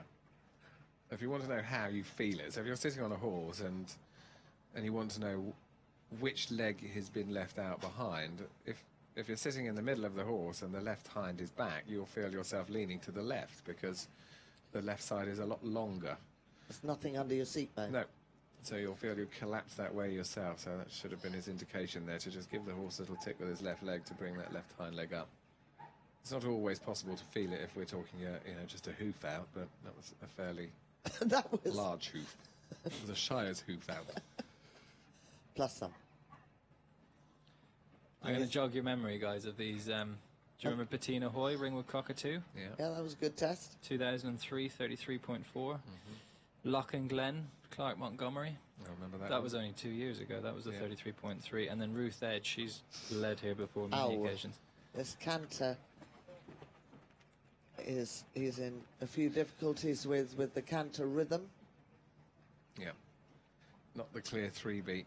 I think the one horse that stuck in my mind with the hind leg there was Izzy Taylor's, and that, if you think of that hind leg, bumping off the floor and jumping up under his tummy, whereas this one is a flatter canter. And you can improve the canter. It's not the easiest pace. The trot is the easiest pace to improve, but you can improve the canter. And I think generally just when he relaxes his neck, I was going to say, the first thing you do is just get him softer and down a little bit more. He's come a little bit peacocky on him. Yeah, you can see there, Joseph's a little reluctant to go too forward. The horse is slightly boily. So have you looked up, before we all go off air, who did the best ever? Yeah, I've got John the top three. Yep. Pippa Funnel, 2003, 33.2. That was with Supreme Rock. She came back the next year in 2002 and she beat herself. She got 31.6. Wow. And the very best score that we can find in the archives actually goes to Andrew Hoy and Darian Powers in 2000 on 30.8. But all of those top three were before 2003. Was that before the flying changes came in as well? I don't know. You'd have to tell me. Are Pippa Funnel doing flying changes? I think that might have been before. That was when she won the Grand Slam, anyway, in 2003. But she's They ahead of have, Mr. Young. as we know, the flying changes have been so influential in people's scores. Yeah. I wonder if that was when the changes were there. And it's also very hard to give a flying change in 8 or a 9. You don't see it that often. Well, we have done here. Yeah, Do they give them Yeah, we nine have. points? We saw 8. Yeah. If you hadn't nodded off about 3 tests ago. Anyway, Joseph Murphy is finished, and Were you keeping an eye on that, Pammy, while you were... Yeah, we were, and I apologise to Joseph in advance that we sort of slightly went off tangent and talked about dressage marks, but his test sat on the sixes till just these last marks have come up. Just didn't quite let go and commit. Well, Carl, that is... nodded off. No, not at all. I'm just listening to you. That's right. I mean, the horse didn't let go through the test. I'd say that was the main thing. He didn't relax his body and let go so Joseph could ride it forward. So it was tentative. Have you had fun, Carl? I've had huge amounts of fun as usual. Yeah. It's one of the highlights of my year coming here. And I hope I've been able I hope to... it's not the highlight of the year, because then we're referring to success of Rio, basically. Well, so far. Yeah. And I mean, I think that I could be quite easily persuaded back with a bit of help from you, Rupert. Okay. Okay, Carl, that's very good. Well, I know where you're coming from. Pammy, how much have you enjoyed it? I thoroughly enjoyed it, yes. Well, very similar on the thoughts with Carl, but thank you very much, Rupert. And I have to say, Sam Watson has been a great addition. Thank you, Sam. But I will say, from everyone here at Badminton, as usual, and particularly the audience everywhere, from Pam Hutton and Carl Hester have been brilliant. If you are in the arena and you've been listening, I'm sure they'd love to hear a round of applause, but they have been absolutely brilliant as usual. So thank you very much, Carl Hester and Pammy Hutton, for your contributions. And here you can hear the round of applause. That is really nice to hear. Thank you very much. So thank you very much. They have definitely appreciated. They appreciated that, and I hope you have appreciated them as much as I have as well, helping me through this minefield that is dressage. But we'll leave you with the way the scores are shaping up. Michael Young has obviously, after his performance yesterday, taken the lead with 34.4. Emily King, 36.8. And that is a brilliant performance from the youngest competitor. Andreas Olstolt, 38.2. And Francis Whittington on 40.0. Christopher Burton then in fifth on 40.3. But great to see Danny Evans and Izzy Taylor on 40.4 tied in sixth spot. And in fact, in the top 10, Oliver Townend is also in the top 10. So plenty of British riders in with chances for cross-country day. But I'm going to leave you for a bit, but then I'll be back with Matt Ryan to do a full comprehensive review of the dressage phase here at the Mitsubishi Motors Badminton Horse Trials, and also be looking ahead to the decisive cross-country day and discuss what Giuseppe Della Chesa's course is going to provide in terms of a challenge on Saturday afternoon from 11:30. But before I completely disappear, let's go back to Daisy, who's with Christopher Burton. You must be very pleased with how your horse went. I am, really. I couldn't be happier. You know, my coach has been very supportive, and a few little mistakes. He's very sensitive. The gnats got to him in the warm-up, and the flies hit him in the face. He did it in the shoulder in, and he's so sensitive he thought that was the 8 for halt or walk. But I missed one change, but look, really, I was very happy with him. I mean, as you say, if you had a couple of little mistakes and you're on a 40, you know, you could have got pretty close if it had been mistake-free. But I guess there's also lots of ifs and buts in this game. Is this the horse's first 4-star? Yes, first 4-star, and a big one. I mean, how do you feel about the course? It's pretty decent from start to finish, but are you having any plans to go long routes, or are you going straight the whole way? I don't know. I'm going to go and have another look now. I'm sure I'll change my mind. I guess I'm lucky I'm at the end of the day so I can get a feel for how it's riding. Do you sit and watch people go, or do you just maybe watch a couple and then go and do your thing? Well, normally I prefer to go early and get it over and done with. But I'll, of course, watch a few and see how it's riding. Best of luck, Chris, and, you know, I hope it all goes really well tomorrow, and well done again for your dressage. Thank you, Daisy. I'm looking for a new horse.